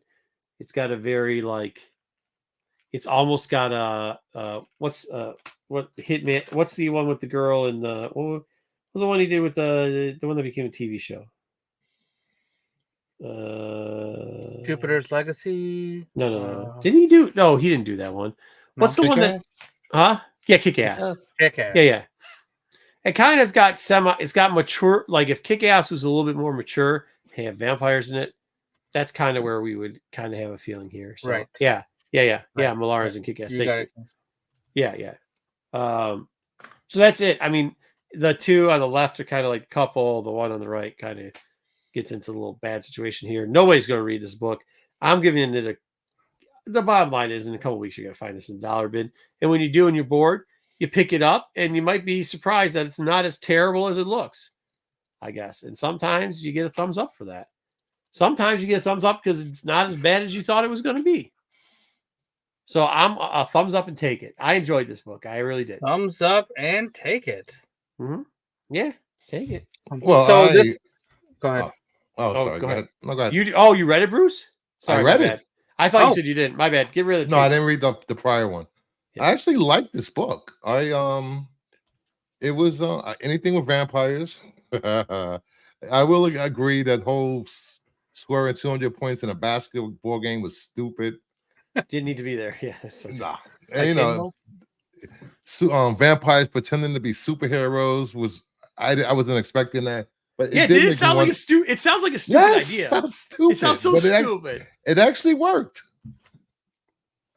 for some reason. But I want to go back and read the Nightclub. I want to see how they became vampires. Where did the friendship, whatever. So I'll give it a thumbs up. I'm surprised. Do you feel that Millar is trying to write too much for TV now, though? Like that 200-point thing and all that other shit. Yeah, that seemed like background scenes to, like that seemed like he was storyboarding a fucking a TV show. Yeah, it seems like there's parts of, or this book was just storyboard. There was a lot of references to other shows and other properties. I was like, oh yeah, dude. What the he hell? did make DC. He made DC references, didn't he? Yeah. Yeah, that's right. So this might end up on Amazon. No. There's difference between writing for TV and writing storyboards for TV. There was some storyboard bullshit here. Well, the thing with this is it's a Dark Horse book written by Miller, which means that Netflix gets first look. Oh, that's right. Because he has a deal with Netflix. Dark Horse has a deal with Netflix. I thought he left Netflix. I think the deal was still. I don't know. Well, that would make sense because it's dead nuts for it, dude. Yeah, Dark Horse and Netflix have some kind of project together. Yeah, because they canceled Jupiter's Legacy like half a season in. The season wasn't even over and they canceled it. Jupiter's Legacy was not good. Oh. Why would you do Jupiter's Legacy out of all this stuff, though? Like, the one thing I'll give BK is if you do Nemesis, like, why wouldn't you do Nemesis on Netflix? That would work over there so well. It's so corny. It's, like, easy to do. A lot of blood and guts. Yeah, a lot of blood and guts. Red Band for sure. Yeah. All right. That's our books for this week. Let's talk about some streaming. Yeah, definitely good picks this week. Oh, yeah, thank you. Well, that's what happens when Pete doesn't get an opinion. So as far as streaming goes, first off is the latest episode of Kite Man. Hell yeah. Bruce, did you watch the show? I haven't started watching. I've seen the first episode. I'm not caught up. So. I also have not. Haven't seen this at all. But I get chastised every week for not having watched it yet, and I'm sure that won't change this week as well. So, what do you think, Marco? Okay, so here it goes. I thought that maybe like so in this the mom's back. What's her name's mom's back, and I was like, man, I'm really not sure I like the route they're going. And just as you go, like, okay, this is gonna be fucking boring. Like, okay, maybe this is where it stops being good. Yeah. Then they fucking put Kite Man on steroids. Like they put him. Oh, I'm not spoiling anything.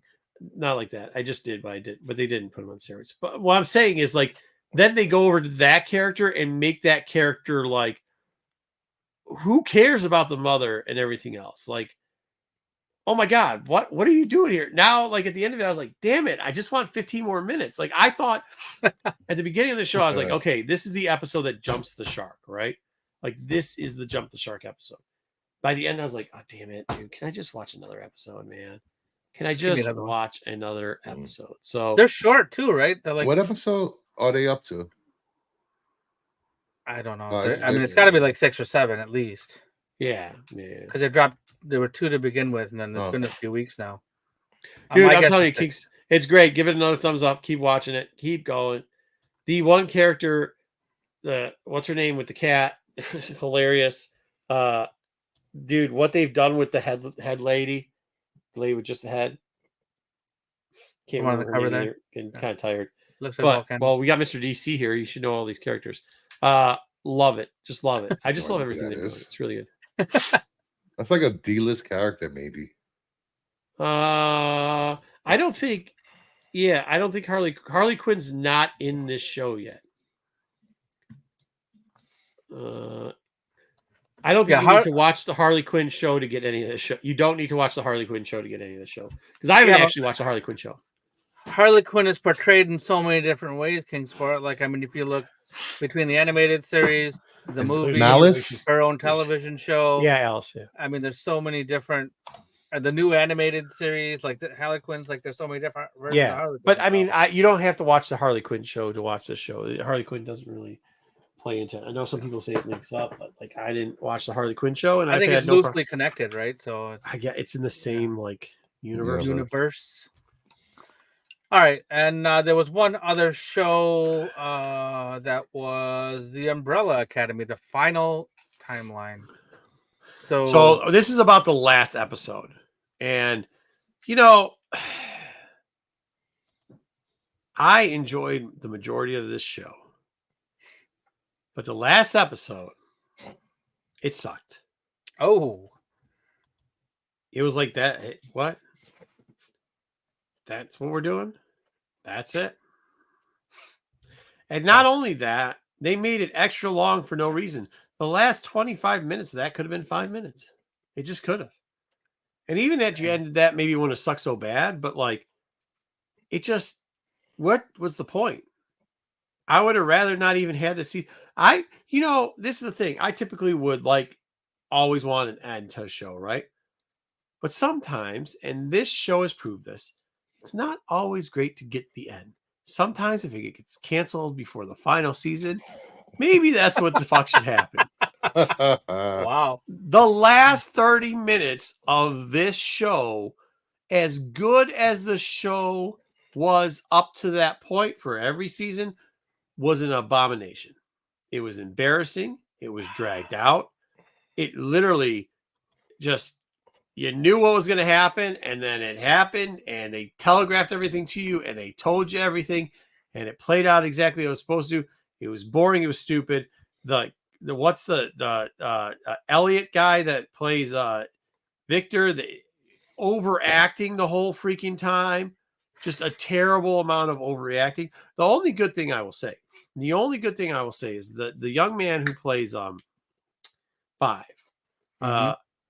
There's a big scene in here with that, and it was a bright spot in a turd. Because the rest of it was just not great. Not great. The shockular moment wasn't fucking shockular. The big battle wasn't a big battle. The ending was like, the fuck.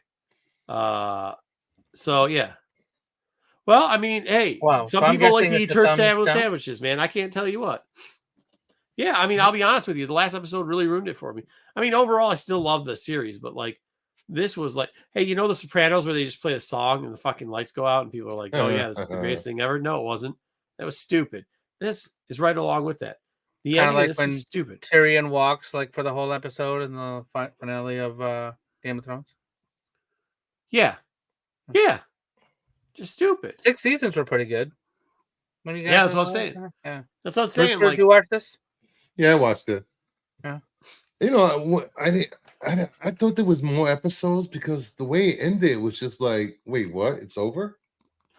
And like you said, Elliot's character didn't need to be there this season. They should have. Performance was horrible. Yeah. Way over the acting. You know what? Oh, go ahead, Bruce. Go. So I'm giving this a thumbs down. I like the other episodes. It was just some some parts I couldn't get stomach actually. Bruce, you got to shut off the ads. You ain't making that much money on those things. You got to shut them off on your channel. Huh? You got to shut those ads off on your channel. King's getting screwed over by all the ads. Here's the final thought. Here's the final thought on this with the Elliot thing too. I then went and see what the actor was in, and I couldn't remember. All of a sudden, I'm like, I know they were in something. I just can't remember what. Elliot, they were in Juno. They were Juno in Juno. Mm-hmm. And then I go back to think about that, and I'm like, man, was that movie that good? Now that I think about it, was her acting when he was a her? Was she that good of an actor in Juno? Never And seen now that I Juno. think about it, she's just a pregnant chick, just a miserable pregnant chick that was monotone the whole time, right? And then you see this Victor character that he is supposed to be playing now, and you see this just like fake ass overreacting, like screaming for no fucking reason at nothing. You don't have chest hair. You're not Greek. You just not loud. Like there's a way to be loud. Like, yeah, but there's a way to be loud, and then there's a way to be forcing to be loud. You guess what I'm saying? And Victor, all Victor did, dude, Victor would be in a fucking loony bin as much as Victor was fucking sweating like he just fucking saw Snatch for the first time and pulsating fucking neck veins. Like, what the fuck? It was terrible acting and served no purpose. What did Victor do in the whole thing? Nothing. Could have written him out. Could have. Ouch. Actually, you know who they should have given more to? The lady that whispers. I unfortunately the acting was so bad during that part. And by the way, the whole butt story about Diego too was lame. Can we just give it like the ending, the whole Diego portion, just stupid lame. Even the Fives thing that happened there, come on, stupid. That lasted too long. Yeah, way too long. It should have been quick over and done with. But the young lady that does the whisper, I don't know what her name is, even though she looks a lot older now. She aged a ton in a year, unfortunately. Well, whatever. I mean, that happens. Yeah, it's been more than a year, but yeah. Okay, then The Last Umbrella, whatever. So whatever it'd been. But like, dude, she fucking killed it. Like, she killed it. She can be in something else. And the dude that plays the hairy ape guy, give him another He's job. Hilarious. Fives, those three, and then the drug addict kid. They even went too far with that, though. Like, it seems like they only had enough for 2 shows, and they tried to stretch it to 6. Do you feel like that, Bruce? Yeah, because there was the whole locked in a room, then going to the other place and being locked there. I'm just like, such a waste of a good character. I still want to watch it because I need to see how it ends. I've only seen, and I saw the other 3 seasons. I haven't watched this season yet. I hate to say it, but we'll watch. It was kind of cool how that dude's balls blew up. Was cool. All right, and with that, that wraps up our Take It or Leave It segment. That's funny as shit. It was so funny. Did you not laugh your ass off when that happened? God. I did. Wow. Yeah.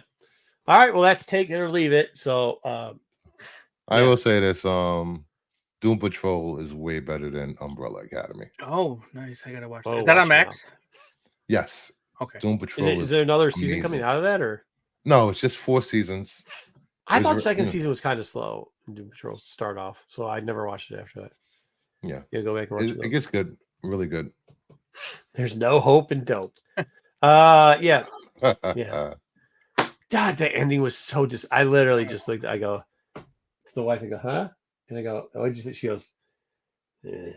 I mean, that like at the end of a movie when 2 people just go, eh, or a TV show, yeah. What was that? 4 seasons? You just go, yeah. Fuck. It's something you want to watch too.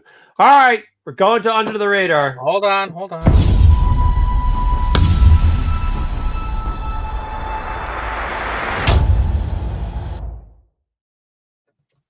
right, Under the Radar. We've got some fun books this week. Thunderbolts. We told you last week. We covered the Under the Radar / everybody leaves at the same time. Awesome. Under the Radar /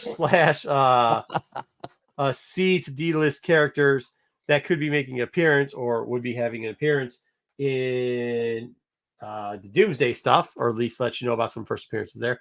Or the Doom stuff. We're gonna let you know about some of the Thunderbolts stuff now too. We covered Thunderbolts a long time under the radar, yeah. Like 3 years ago, right? Yeah, it's like 3 years ago. Wow. So I decided not to give you the exact same rundown we did. However, this is a list we were kind of talking about. It was a little bit longer, but I kind of cut it down. We're not going to cover the TV characters such as Reyes or Hellstorm, or they did get something right. Sentry is the villain's theme. I think they couldn't figure out if it was going to be that or Hyperion, but they got it right. It was Sentry. So we're not going to cover that. What we're going to mainly cover is the actual people who at one point were on a Thunderbolt team. Now, the main Thunderbolt characters that were originally supposed to be in the screenplay supposedly were Songbird, which is Melissa Gold, Zemo as a Citizen V, and Johnson as an Atlas, and then Meteorite. Now, there's always been a rumor, and this is the rumor that is still going around, that the characters they play or similar characters might show up. So we're going to break down these people's actual first appearances. Also, we've got Techno and Mech 1. All right. Now, a lot of people, as those superhero villains, their first superhero villain, i.e., you can see Mech 1 on the cover. You could see Atlas. They say it's going to be like a lot of, but it's kind of, they say it's going to be Deadpoolish. If you ever watched the Deadpool movies and they went through the X Factor people. Atlas and all those guys. You see it here. It's Hulk 449. We're just checking in on this book to see how it's done. As the week's gone on, people remembered about Thunderbolts. Even though these Thunderbolts haven't officially been announced in there, people still gravitate back to this book. This book at one point was all the way up to almost $425 book. It went down to about $220. The last 9/8 sales in this, $270, $275, $260, and $330.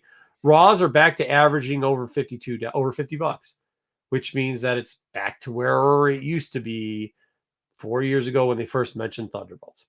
Now, these are not any of these first appearances. Zemo's first appearance is in here. Gold's first appearance is in here. Eric's first appearance is in here. Sofen is first appearance. Neither is Bert. Neither is Abe Jenkins. What we're going to do is give you their first appearances. Melissa Gold, her first appearance was actually Screaming Mimi. When this first came out, Screaming Mimi actually went up in price. Look at those abs. There you go. Half line. What abs? She got cleavage abs. All right. Her first is Marvel 20154. This book did spike at one time. 9/8 still, 129 or 290 the last week, one sold. Before that, it's been a couple of months. 188 and 250. Always pretty solid in that mid 250 range. Now, here's the thing you got to look for in this. Raws that are going for average of $25 for near mint raws with the black diamond, the direct edition. You know what I'm talking about? They got a little black diamond in it. Yes. Flat square. Okay. They're actually selling on average for about $25. Where near mint for the square edition, which would be the regular newsstand editions, only selling for about $20. You don't see much of a difference in the pricing. Maybe a $10 different price in 9/8 between them. For some reason, you're seeing a difference in raw prices. I don't think it really matters. Okay. Yeah. Next up, we're going to look at Citizen V. We're not going to go after Baron because we've gone after Baron Zemo 100 dang times. We all know what his first appearance is and his second appearance. And the first time where he didn't show up is really who he was and then showing up another guy. Instead, we're going to go against the next Citizen V, who is Dallas. Dallas, as Citizen V, first shows up in Thunderbolt 16. The highest grade, there's 198 on the census, 296s, and a 90. And the 90 has sold for $21 recently. I don't know why. You do get Zemo on the cover. Raw's averaging about $2.09 for this cover. Also, it's got the Great Lakes Adventures on it. So, like, that alone Great Lake Adventures. Just worth $2. Is worth $2 there. Finally, the last version of Citizen V. No, actually, it's not. John Wilkinson III. This is the one that rumors that people actually think will be showing up in there as a clone of Citizen V. $980. Thunderbolts number 45. People love this cover though. Yeah, well, no, there is none. Nobody's graded this book. Oh. Why would you? Raws are selling for $1.11. There you go. Easy book to pick up if you can find it. Now, finally, you all know I like to call it back to the originals for some of these. Citizen V actually is a Golden Age character. John Wilkins III, his granddaddy, because he'd be third, right? So it'd be John Wilkins Jr., then, which would be the second and third. Yeah, there we go. Yeah. Actually shows up in Daring Mysteries Comics number 8. This is a book that I want to show you here because it's got something interesting about it. The last 1.5 sold for $480 this year. The last Raw and only Raw to sell in the last 6 months was a coverless copy for $152.50. Wow. Hey guys, if you see coverless copies in bins, don't just flip through them. Go there, read the Inca on it, the little part that says it. It'll tell you what book it is, what year it is. If you start seeing stuff that starts saying like 52 or above for a couple of bucks, pick that coverless book up. Just pick it up for $1 or $2. Pick it up for $10. Most of those books will sell pretty well. People do give a crap about Sissy V. Get out of here, bro. Next up, so Eric here, who we see eventually was Atlas. Get it? He first started off as Power Man. By the way, he was also Goliath and Smuggler, but I covered that in the original breakdown of the Thunderbolts. Not going to cover it here. Just going to cover Power Man's first appearance, which, by the way, first Goliath is Iron Man Annual number 7. First Smuggler is Peter Parker, the Spectacular Spider 49. The suit never really changes, by the way. The only thing that eventually changes is he puts an A on the front of it. He's always like the same dude. Avengers 21, an 8.0. Now listen, 9.8s are supposed to sell for like $3,000, but let's be realistic. You're not getting a 9. You're not getting a 9.8 in this book, and if you are, it's like a scratch off lottery ticket. But an 8.0 is semi-attainable. 8.0s are going for 104, 133. A 9.4 going for 444. By the way, like that's just the price jump between the two. I think that's still undervalued at the 8.0 if you can buy it for that. There is not a lot of high grade copies of this book that sells. Most of the copies that sell for this book are low grade. They are like 3.0s and lower, and they sell for an average of $26. So I can't believe that 8.0s, when raw dog shit books are selling for 3.0, that an 8.0 is only selling for $104. Okay, get an 9.0, bro. It's only a couple $100. Yeah, you just got to find one. What's that, Bruce? That's not a bad price. Yeah, that's what I'm saying. For an 8.0. Especially, I mean, 9.4s too. A 9.4 is under $500. Yeah. Press and clean it. Get your 9.6. Get 1,000. Next up, we got Sofin, who was Meteorite. She was before Meteorite was Moonstone. Should have done the semi picture for her. Incredible Hulk 228. Nobody likes Incredible Hulk. 9.8 selling for $250. Roz. By the way, how do we know for sure, Dub, that this is her first appearance? Well, I think how it works is that the name is on the cover. Yeah, and she's on the cover herself. Mm-hmm. Like that. As you can see, it says Murder is a maid called Moonstone, and then you see her throwing Hulk through a war. Now, she has a lot of back and forth with Hulks. The theory on this is this character is going to show up and have a little back and forth with a Red Hulk and a She-Red Hulk. We'll see if that happens or not. Raws are $20 for near mint averages. Sweet. Finally, we got 2 more. Bert, we got old Bert here. Bert, who was what the heck is Techno, is also the Fixer and also Ogre when he's really old. His first appearance, by the way, I cannot believe how cheap this book has gotten. Strange Tales 144. Some great artwork. I believe, isn't this Steranko artwork here we got? Might be. Oh, looks like it. I'm not sure. Yeah. 141. Classic cover. CGC 8.0, $82. 9.2, only 186. But that was back in 2023. Also, a 9.6 sold in 2023 for what? How weird is it that a 9.2 around the same time a 9.6 is selling for 186, 9.6 selling for $1,680? Kirby. It's not. Oh, is it Kirby? Yeah, it's Kirby. Yeah, thank you. I knew it was somebody famous drawing it. Just an ML. Okay, cool. Raw is selling for $12 on average. Yeah, I mean they're cheap books, dude. Little Kirby. No. Ogre's not in this. That's who he turns into eventually. In the Thunderbolts, he's Techno, the guy that's in the Thunderbolts. So. And by the way, a Kirby cover should obtain more than an 8.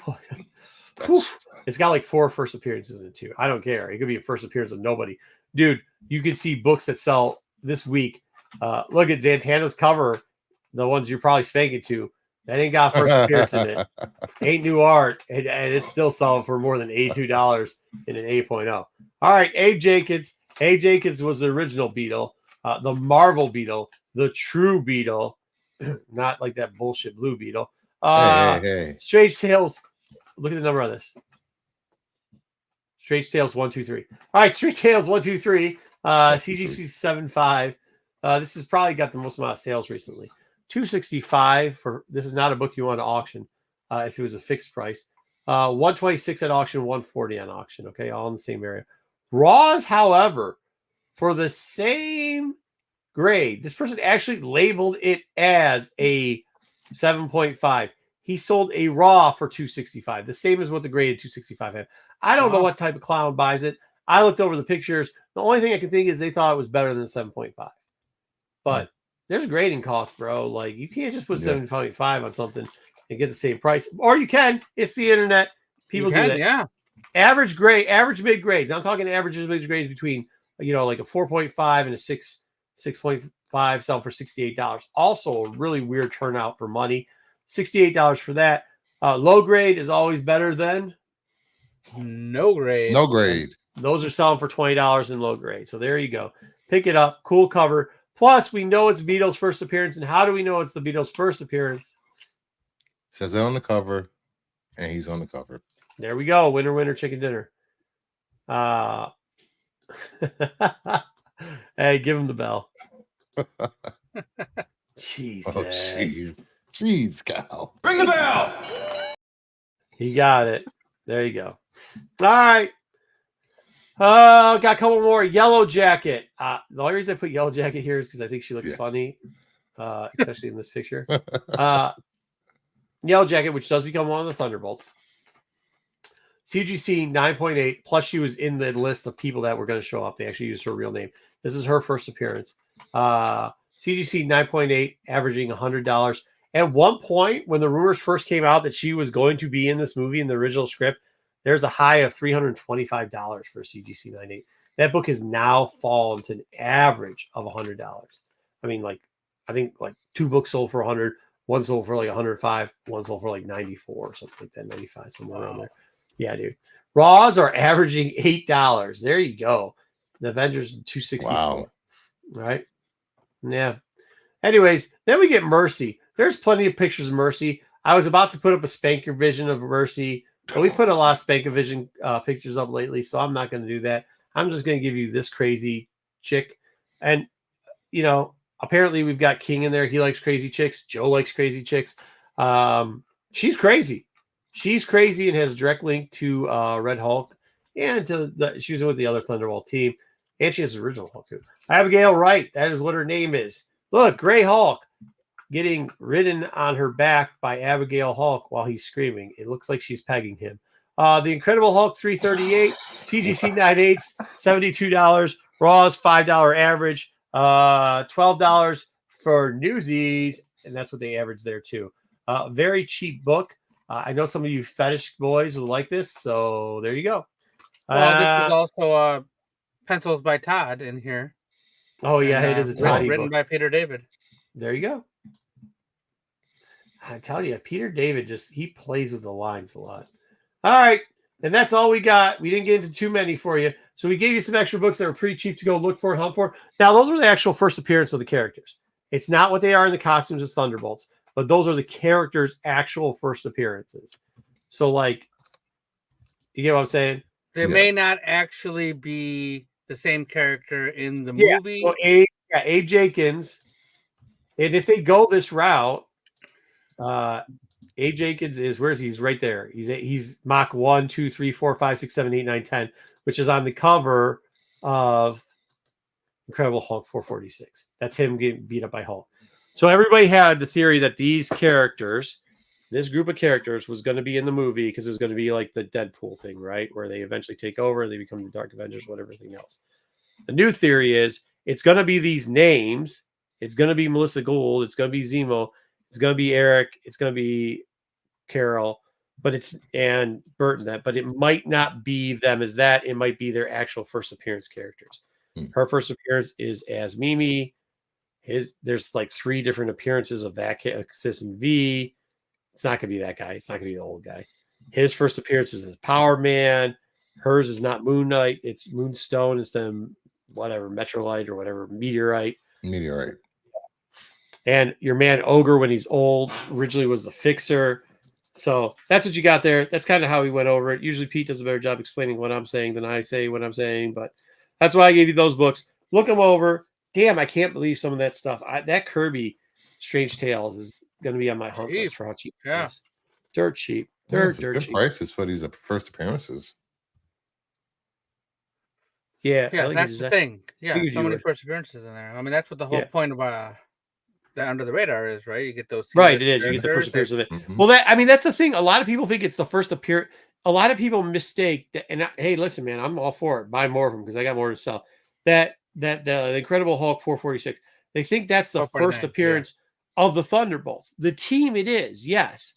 Some of the costumes, it is, yes. But those characters have been around for a very long time. Remember, it's a villain mashup that they gave new masks and stuff to make them. I mean, it is the equivalent of like the Suicide Squad, except for they're not trying to make them bad guys. They're trying to make them good guys, right? So, like, there you go. That's what you get. What? You want Ogre story? Oh, okay, so originally this dude, what the heck was his name? Was it John?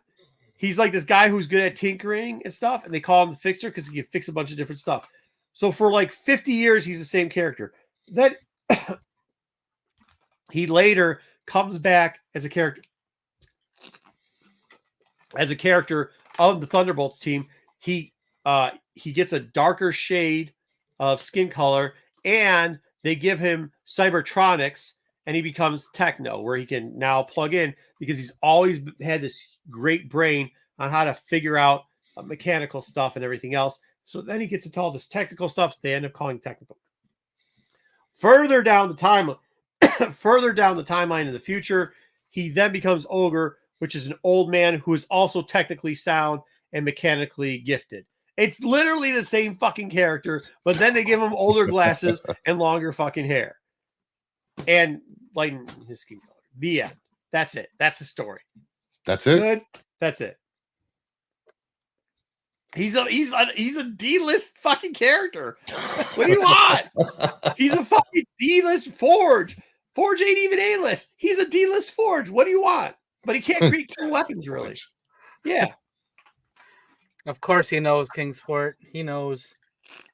He didn't even care. What's that? All right, you ready? Let's get into the grading comment section. Oh, yeah, we got a book to grade. Is that what we got? What else do we have? That's all we have. We got that book to grade. Let me run the thing. Did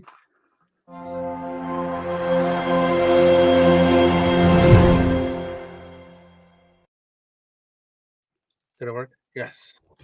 So this book is here because I found it recently, and I was trying to tie a book into what we were doing in front of the radar, but I just couldn't. This book sucks.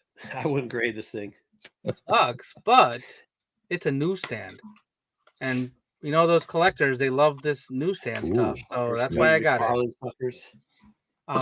I always like this book because I'm a Neil Gaiman fan, and Neil Gaiman wrote this book. But I digress. So let's take a look at the copy that I got. I will tell you, it's definitely not a 9.8. Did he get the rights for that character? He does have the rights to the character. That's why he showed up in Marvel, right? Then he sold the rights to the character to Marvel.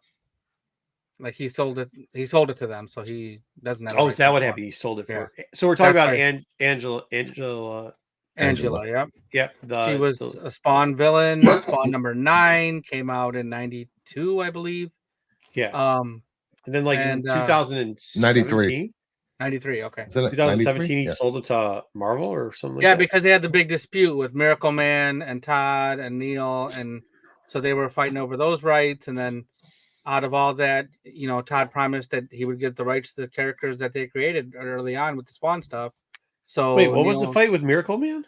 Like who had the rights to Miracle Man? Because Neil wrote some of that stuff back in the day. The DC Todd bought stuff? no the No, Eclipse, Marvel.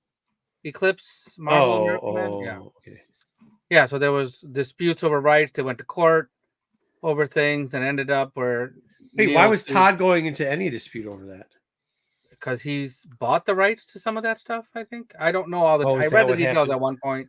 I think he bought some of that stuff, but You know he's mad. You know he's mad at the guy that bought the ASM 300 original art. is he though? I mean, oh no, yeah, oh yeah, oh He yeah. wants it back. Oh, he doesn't even know how he got. Yeah, he doesn't. He doesn't know how the guy got it. He's not happy about it. He said he would never. He said that the auction was a hoodwink and he didn't know anything about it and he would have bought it if he knew Oh, he about would it have bid on it. Gotcha. or something like Wow. that. I mean, I know the guy that owns it. Huh. You know the guy that owns it too. Oh, but like I didn't know that. I know the guy that owns it. I do now. He owns a comic book. He owns a publishing company. He Oh, owns gotcha. a Yeah. I know film thing too. Yeah. Yeah. You know. now. Well, anyway, so the rights to this character got sold to Marvel by Neil Gaiman, so that's why she has shown up in Guardians of the Galaxy and other things. There was lots of rumors that she may show up to in movies, but that hasn't happened. Don't know if it will happen. Yeah. I thought this is right because I didn't want to besmudge Todd, but yeah, dude, I think at one point I think we need like Michael Jordan came out with like the whatever the fake Michael Jordan thing and everybody was like, whoa, that wasn't the truth. Remember that last like little 4-piece documentary he came out with where he's calling Isaiah a bum and everything, and then like half his team they went on the true Bulls tour and stuff like that. You know what I mean? To tell like the the truth Peterman about, reality tour. Yeah, to try Michael to tell Jordan all the reality truth tour. that Jordan was lying about.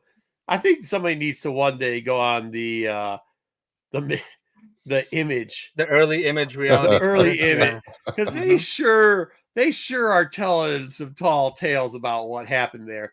Like Todd really talking a bunch of kids who were pretty talentless, a couple of them, to quit while they used some of the guys like Lee to pay all the bills, and then getting mad because Lee put his book out because he wasn't effing around and just stealing money the whole time. And maybe they just took a guy who could trace stuff and wasn't really good at coming out with good characters, and then had multiple failures, and then sold off his line, and then complained that he sold off his line and told people not to buy it, and then just copycatted it, and then came out with a similar line just like it, which was just a ripoff of a Marvel-owned product called X-Force. I'm just saying, like, I think we need, like, everybody's got a camera nowadays. I think we need the true story behind Image. True story behind Image. I'm pretty sure a lot of backhanded backstabbing went on in those early days. Oh yeah, I'm sure. Well, there's one footage. If you've ever watched the Image, the behind the scene, like the beginning of Image, they did a show on it one time. There's a scene where what's his name? The guy that was in charge of DC for a while. The guy that won't come to Michigan anymore because of the fat idiot that ran the Jim Lee, yeah. There was a thing where you see Jim Lee, and Jim Lee was kind of like, I don't know. The person that Marvel actually gave a crap about losing, Jim Lee. The rest of them, they're like, not the rest of them, but like they cared about losing. I'm saying the rest of Jim, the only three I'm talking about. I'm not talking about Silvestri or anything. Out of Jim Lee, McFarlane, and Liefeld, there was only one of those three guys they actually gave a shit about losing, and it wasn't Liefeld and it wasn't McFarlane. I'll tell you that. So, either way, if you ever get to see it, Stan Lee makes a funny comment about the art of Liefeld. All right, well, let's take a look at this book here. I tried to take some pictures. I mean, it looks decent from the cover here from afar. Yeah, agreed. He gets it. Yeah. Oh yeah, he's a good business. He definitely can. Hey, he can sell snake tin oil. Yeah. How's those McGuire baseballs doing? He owns a bunch, doesn't he? It's not just McGuire. Does he own the Sosa ones? I remember he bought those couple, but he got him good business. I mean, it got him notoriety. He was in the national news. I got him there. So here's the. I can't tell you what's going on in Spawn, but he sold a hell of a lot of Spawn He sells a ton action of books. figures Yeah, and absolutely. books. Figures, Ollie's books, Ollie's are covers, all stocked the with time. that stuff, bro. No, really. McFarlane's, yeah. Ollie's stocked. He with makes McFarlane. so much though. Like so No, many hey, good licenses for now, him. so, yeah. Solid, yeah. Who Mhm. gives a shit? So top of the cover looks okay. It's a little rounded on the edges there. There's a little bit of bunting on the left Blunting, corner. yes. And then right by the staple Is that a there. little tear on the right? I don't think it's a tear. It's just a little squished. Bad picture. Yeah, I tried to get these pictures good. It was quick job. If you look right under, hold on, can we get a close up? Oh, we can not get a close up. I can't. Okay, see where your sensors go down a little bit. Is there something there? Go down. Just nope. That's a personal cursor. That's my cursor. All right, go to the right. Go to the right. Go to the right. Go to the right on her arm. Right by it looks like an upside down shark fin on her arm. The arms have extended shoulder. down. Arm, shoulder. Yeah, we passed it. Go back. Go forward. Past the shoulder. Oh yeah, I see. Go down by the shark. What? Dude, perv, stop pointing at her nipple, bro. No, there's. Well, that's where you're telling me to go. There's nothing there. Go ahead. Okay. All right. Let me show you some of the defects to the bottom. Bottom of the spine is awfully rounded and pretty bad. Little press there on the corner. Yeah, could get a little bit going on. The other corner's not too bad. But there's a nice, beautiful barcode there. Hey, what is that? Is that light reflection? Hold on now. Yeah, there we go. Okay. What do you want? That bottom corner above the staple, is that right reflection or is that actually indentation? That is a light reflection. But there's a little it looks like there's some a color breaking under at the bottom of the staple. Yeah, okay. Color. Yeah, I see it. Yep. So we zoomed in a little bit on the top staple there. You can see how it's kind of messy right there. It's dirty. Needs some cleaning. And it also Dog McGarg. I had to give you a light reflection just so you can see the creases that are there. I know it's white, but I don't think they're color breaking. There can be color breaking on white. That looks like, hold on now. So this is so here's something you guys might be hearing more and more because they're getting more and more checking this, especially with people cleaning. You can't clean that black spot because if you look right where the and I'm just warning people, I mean, you can do whatever the fuck you want, but if you look at the bottom of the staple, do you see where that crease mark is? Mm-hmm. There's gloss gone on there. So it's one thing if you press it because it won't look bad because you can collapse the gloss guard. But if you go up to clean that black part, it will pull the rest of the gloss off and it'll make it look a lot worse. Just so you know where the black spot of matte cover on the glossy cover. Yeah, that's unfortunate. That's just a bad spot for that to be. You know, if it's up just a little bit, if it's up probably like 1/10 of an inch, probably could do it. But that's not. It's a real rough spot right there, unfortunately. All right. Okay. So the rest of the bend. So here's a little bit closer look that I'm giving you. That's exactly what I thought it was. You see that little bend? Yeah. All right. That sucks. Nice. That's all right. Hey, look, man. Yeah, a little bit of color break on spawns. I've never seen never in my hand seen a newsstand before. Like I've seen them online, of course, but I saw a newsstand of this book. I'm like, oh, okay, well, that's pretty awesome. So I've seen them sell for decent money. So I mean, even the way this are. So here's another shot of that bottom blunting up there in the corner. It's tough to see because the color, but I think I get what's going on there. Yeah. Here's the other corner there. It's definitely rounded a little bit. Yeah, it's rough. Wait till you see the other side. It's not do you have a picture of the ins? Do you have a picture of the inside here? I don't have a picture. Have you touched the bottom of that book right there? I did when I took it out of the bag, but I put it back in the bag. Did it feel any different? Was it still feel? There's no like. Well, maybe we'll see something on the back that will help you see. Okay.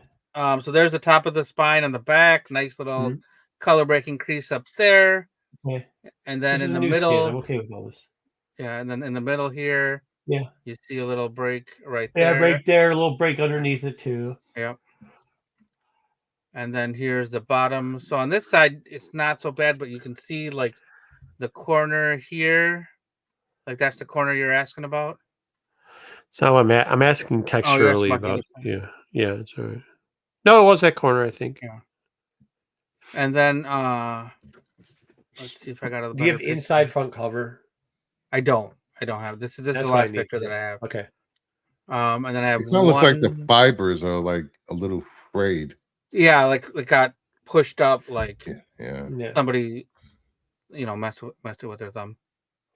And that's all the pictures I got. So sorry, that's all I had a chance to Oh, that's good. do. That's good. Go back to the two Oh. pictures, the previous two pictures. Go back one more. One more. That's what you see right around the foot. You see where the black is, right where the toe would be, right? If the Yeah. instant, do you see that little bit of discolorization and like it almost looks like a push up on the book. Yeah, right there, right in there. That's going to be very tiny. And then if Yeah. you go to the left side and you see that fraying, Right there. I'm worried about some flecking in this book. Let me I'm worried see. about it. See, because you don't see it anyplace else on there. That's why I was asking if you go over it, do you feel anything? Because it looks like maybe a little bit of You mean like right there? yeah, like right there, and then over to the right. Yeah, I put the book away, but I'll grab it and look at it. But As long as that's nothing, as long as that doesn't have a textural issue. Yeah, like that a didn't mold or that didn't bother me when I looked at it. It was more the corners and all the creases that I But saw. here's I'll the double thing: check in a newsstand for this book, it. this particular book, as long as that isn't some type of humidity issue, Right? Yeah. You see what I'm saying there? Mhm. I mean, I know what number I'd put on this book. What do you have on this book, Dub? I'm thinking 8.0. Oh no, Too high. no, too low. No, this is not an 8.0.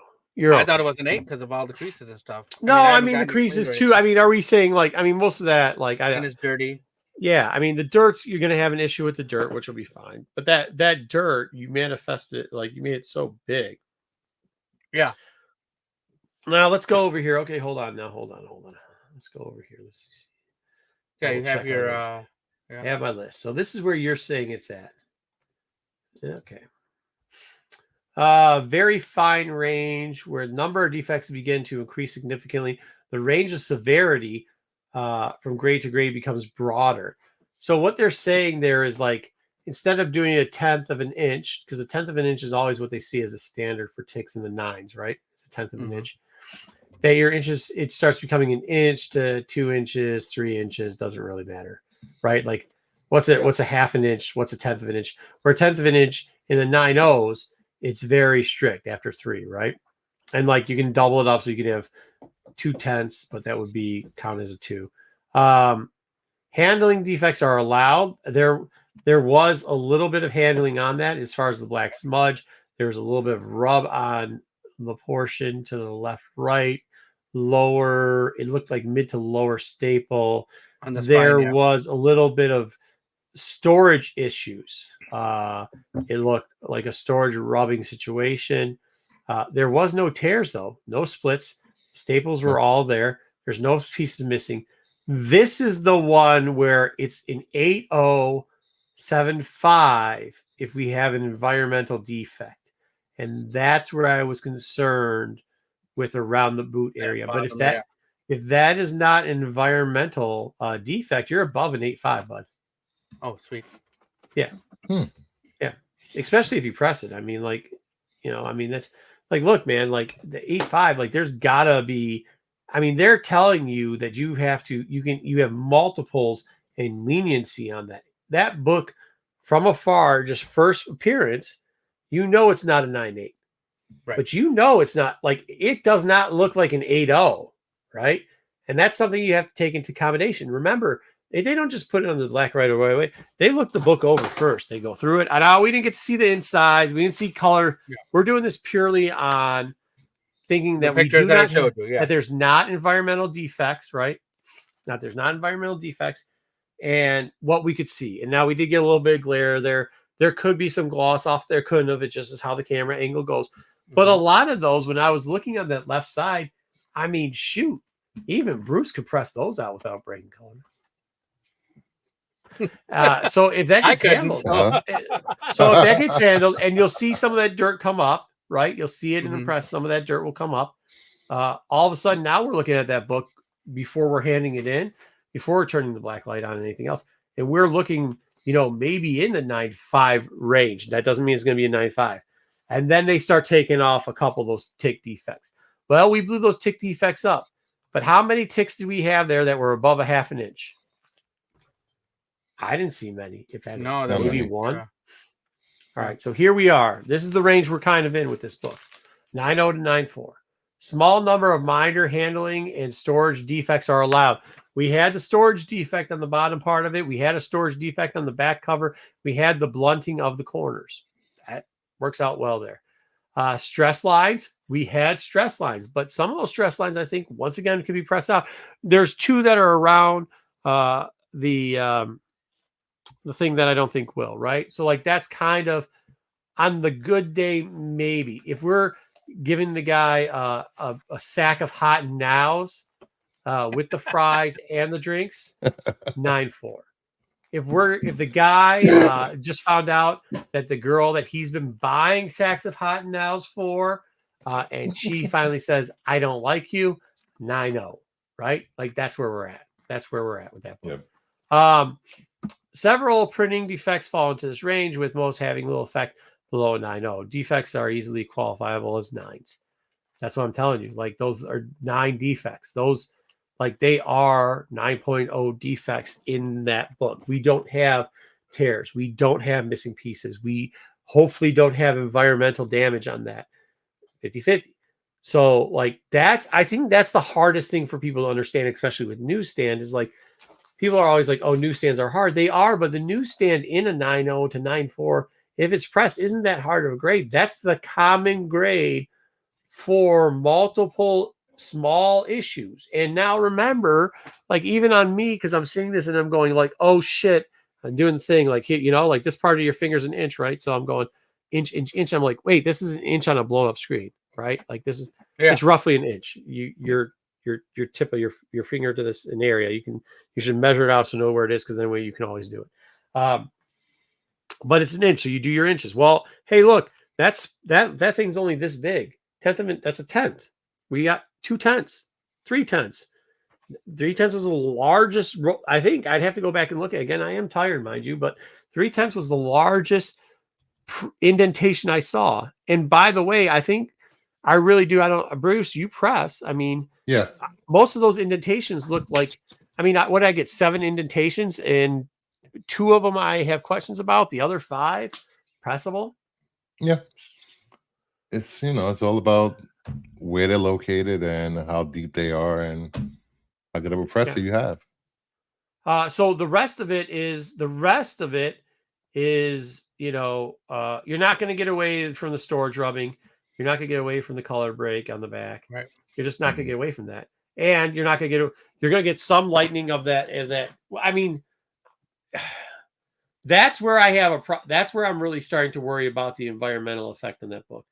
You saw that black spotchiness on the top staple. Yeah. You see on the bottom that this book was not stored in a bag and board since day 1 or day 2 or year 1 or year 5, because it was stored it was either stored up. Well, it had to be stored though in a box or some type of container eventually, because there was rub off of it. So like when you get that rub off, it had to rub against something. And typically that's like this when you're going like this. Now that could be for the last 3-4 years, somebody's been carrying around to shows, just didn't bag and board it.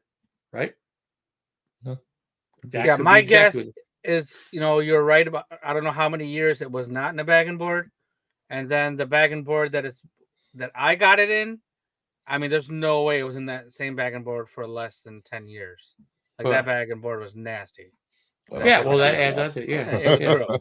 It was gross. Yeah, like a bad bag and board too. There. If you have a deteriorating bag and board, it could be pulling. Was the board brown at the bottom? Oh yeah. It didn't see the bag. The bag was discolored. The board was discolored. It was definitely bad shape. See, that's where I'm worried that you might have gotten some environmental damage. And we're not just talking. It's quite possible. Like you got to think like any type of foxing, any type of mold issue that could have occurred from a gain and loss of humidity you could see that maybe some of that stuff could just the stickiness of the bag. It's made out of a plastic material that Yeah. can pull off. It deteriorates over your. Yeah, it deteriorates. So that, I mean, you can, any of those could have affected the situation. But yeah, it doesn't surprise me that it was in this nasty. Like that's what I was saying. It's probably for a long it time was was gross. done like this, back and forth, back and forth. So, but yeah, I think. I mean, all in all, I think you're in the 9.0 range. I mean, That's sure awesome sounds if like it's a very 9.0, straight. yeah. Yeah, I mean, I get our boy to press that though. He might steal it from you. He wouldn't steal it from you, but he likes it. He likes that book. Whenever I buy that book, he just takes it. I'm like, you jackass. You can have it. It's funny. I've never seen the newsstand in the wild at all. Really? Yeah, this was my No. first time. We've my sold first like time 3 ever of them. seen- Wow, never seen Yeah. one. Mm-mm. Yeah, and I bet you he's got about another 4 at his house. Yeah. Yeah. He's also a fucking Spawn slappy. So Oh, gotcha. Yeah, ASM Spawn, he loves that shit. I love selling Spawn stuff. Love selling it. Quarter scuffing Jesus. I was speaking of Spawn. I was thinking about cracking open a Spawn #1 newsstand signed by McFarlane. It's a 9.4. Let's see it. Yeah, let's see. Wow, stupid. That looks cool as shit. Yeah, that's I know, it awesome. looks That's cool a as special variant. Yeah. Look Yeah, at yeah. that. Why One would of a you? kind. Why would you crack it? Because I did this when I just started learning how to press, and I know for a fact it can get higher. It'll probably get that black and gold. It'll get that black and gold label. The new one, right? The verified. I would Yes. also be careful about that because Todd has a tendency to add marks to a book when he signs it. So I would not. I wouldn't do that if I were you.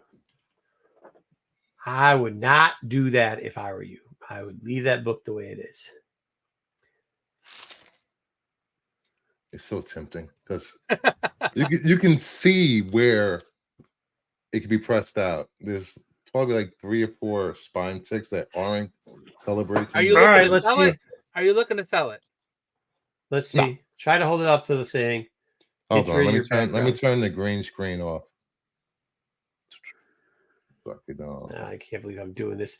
A bag and fucking graded book. Get it out of the bag, buddy. This is just the dumbest internet I think I've done in a long time. All right. Oh, and lights. Okay. Well, that's a no right there on the left side, Yeah, right I above just his saw thing. it. That's I done. just saw it. Never mind. Bro, get the fuck out of here. The bag. The bag was hiding some things. Yeah, it was. Holy crap. Never mind. This is staying in the case. Yeah, leave what it. was I saying? You got lucky Woo. with that. Leave it. Stay in the case. Yeah. Good job. You got a 9.4 there. That's a good grade on that. Yeah. book. I think you should. 9.4 is a near mint, man. No, I think you should crack it. Try to press that. Send it back in. See what happens. You know, because Got it all labeled I have too, so. heard that you can press out color brick and spine ticks. Oh, By people that don't sell comic books and don't Yeah. press them. Yeah. Well, I mean, I've been doing it for a long time, and one thing I know is you can get lucky. You can get lucky, and they can miss it, but you can't press it out. I'll tell you that. No, So, not happening. all right. Well, hey, look. I think without Pete, we've ended this under 3 hours. That's our new goal now. To end stuff under 3 hours. look at So, that go. All right. we did it. I've always blamed it on Pete, and I think it is Pete that does it. That runs us longer than this show. There you go. All right, do the thing. We covered everything. We covered everything. Yeah. All right. So tomorrow night, I believe Pete said there might be a Toy Informer video. So keep your eyes open on that. He's gonna put it on. A lot of times they'll put it on the Renovision for the members only first. And then Friday night, check out the boys on the Qualified. You know what the spotlight is this week? Yes, we're going to do not 90s, 80s and 90s cartoons that were made into comics. 80s, 90s cartoons made into comics. They Yes. also cover the OLI, which is the outside looking in for the Hot 10 list, which will be on at 9 o'clock, I believe, this week, like every other week. You gotta start working on that. Yeah, Hot 10 list, 9 o'clock Friday.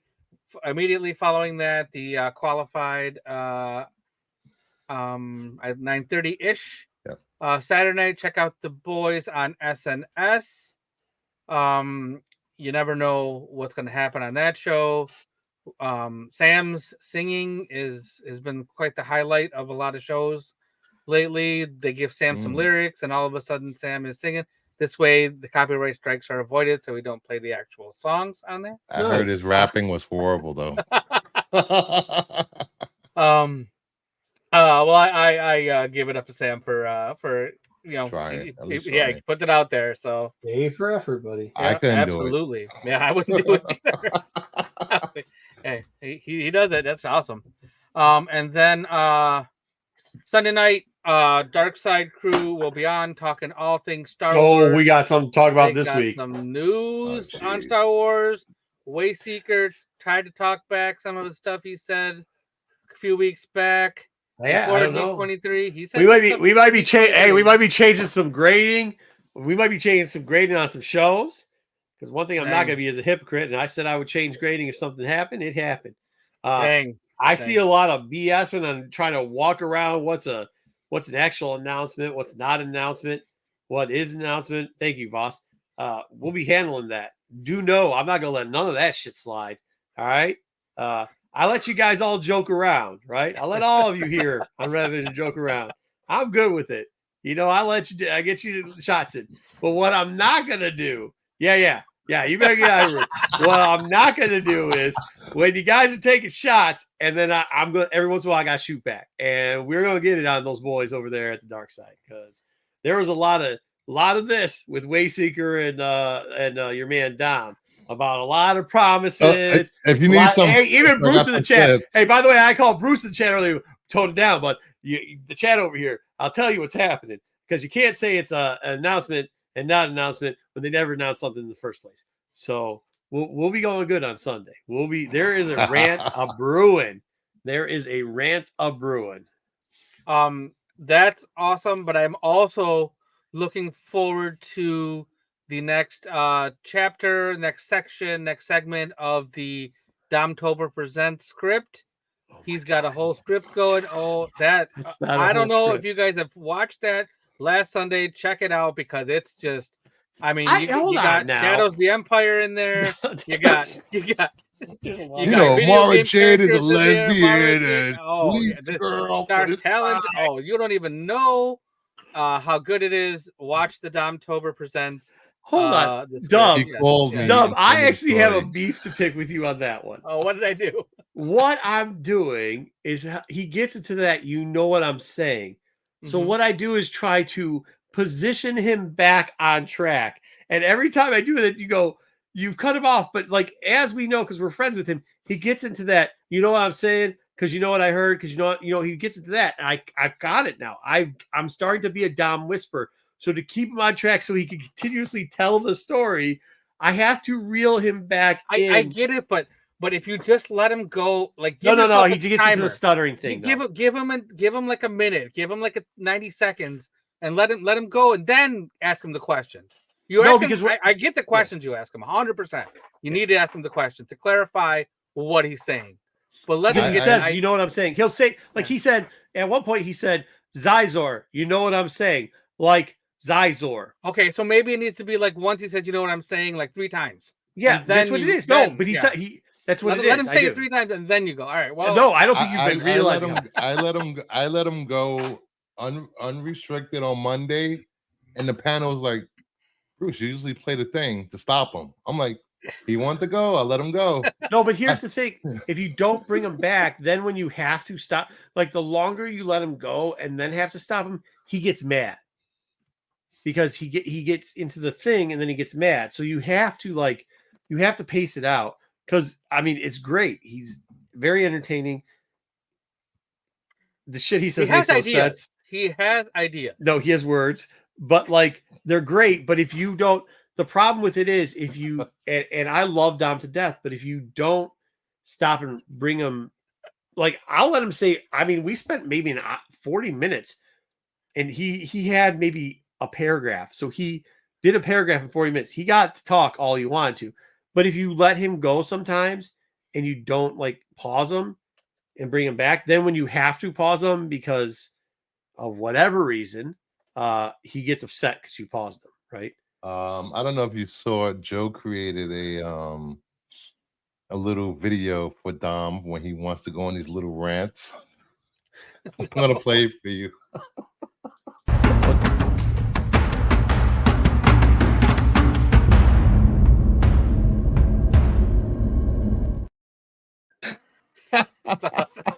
No, but it's because I really do think it helps him, because I think it helps him. Like if you can get him to stop, then he refocuses on it and goes. But you can't just say, "Hey, Dom, stop," because if you say stop, he gets mad. You have to ask him a question, and then if you ask him a question, it reminds him to like expound, because he didn't have that all expounded. He was expounding on the spot, which is just, that's great internet in itself. I hope he did the work on the assignment. You gave him some specifics to work on for his story. I hope he follows up and brings us answers to those, because I'll be honest with you, I don't care if he does that or something else, because whatever it is gonna be gold. Like it's yeah. So what were if you the guys want to questions? know what we're talking about, if you want to know what we're talking about, tune in on Sunday night at 9:15. Go watch the one last time. I'll actually, if I got time, I got to write a top 10 list. But if I got time, I'll go out and clip it so you can see it. Also, too, shout out to Wayseeker.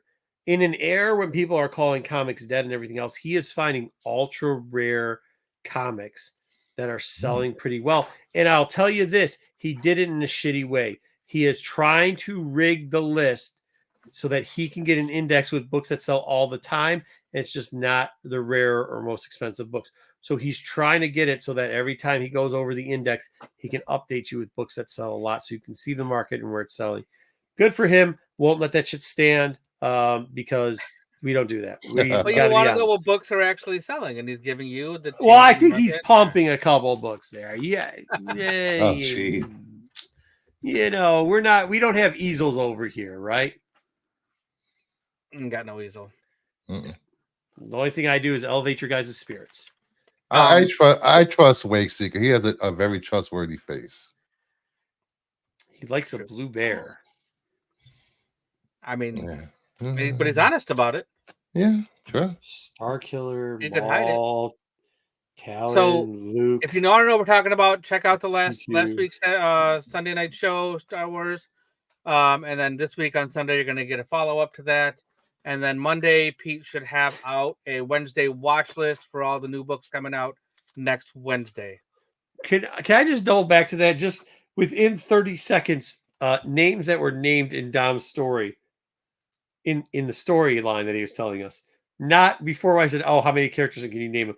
He was actually named all these in the storylines within 30 seconds. Star Killer, Maul, Talon, Luke, R2-D2, Mary J, Zizor, and that was just the beginning. And Shizor, I think it's pronounced Shizor. That's what I thought it was. It is Shizor, but he pronounced it Zizor. So gotcha. All right. So that was right off the bat. The black, but then it never came back to that. We said, hey, we said, is it a simulcast? He said yes. We said, well, give us the names. He goes, can't spoil it. Then 30 seconds later, shouts out Star Killer, Maul, Talon, Luke, R2-D2, MJ, Zizor, all in one, and Zizor did it. Oh, and there was plenty more. There's at least 10 more people named. And then Jedi is helping them from the chat, and it's there's so many things. Oh yeah, then Jedi giving them the ideas. Jedi's an enabler. Yeah, he's also a Dom whisperer. He whispers to Dom. All right, go ahead. Sorry. I want to thank everybody for hanging out with us. Pete should be back next week. Brucifer, thank you so much for hanging out. No problem. Anytime.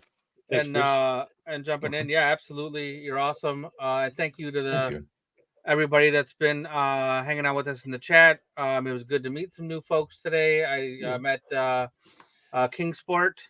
Kingsport Cal, must be from California, I'm guessing. Yeah. Kingsport Cali. BK, thanks for hanging out, man. Love when you're in the chat as well. And see you guys all next week. Oh yeah. Oh, you need me to send us on the way. Yeah, good thing. I play the thing. Oh, okay.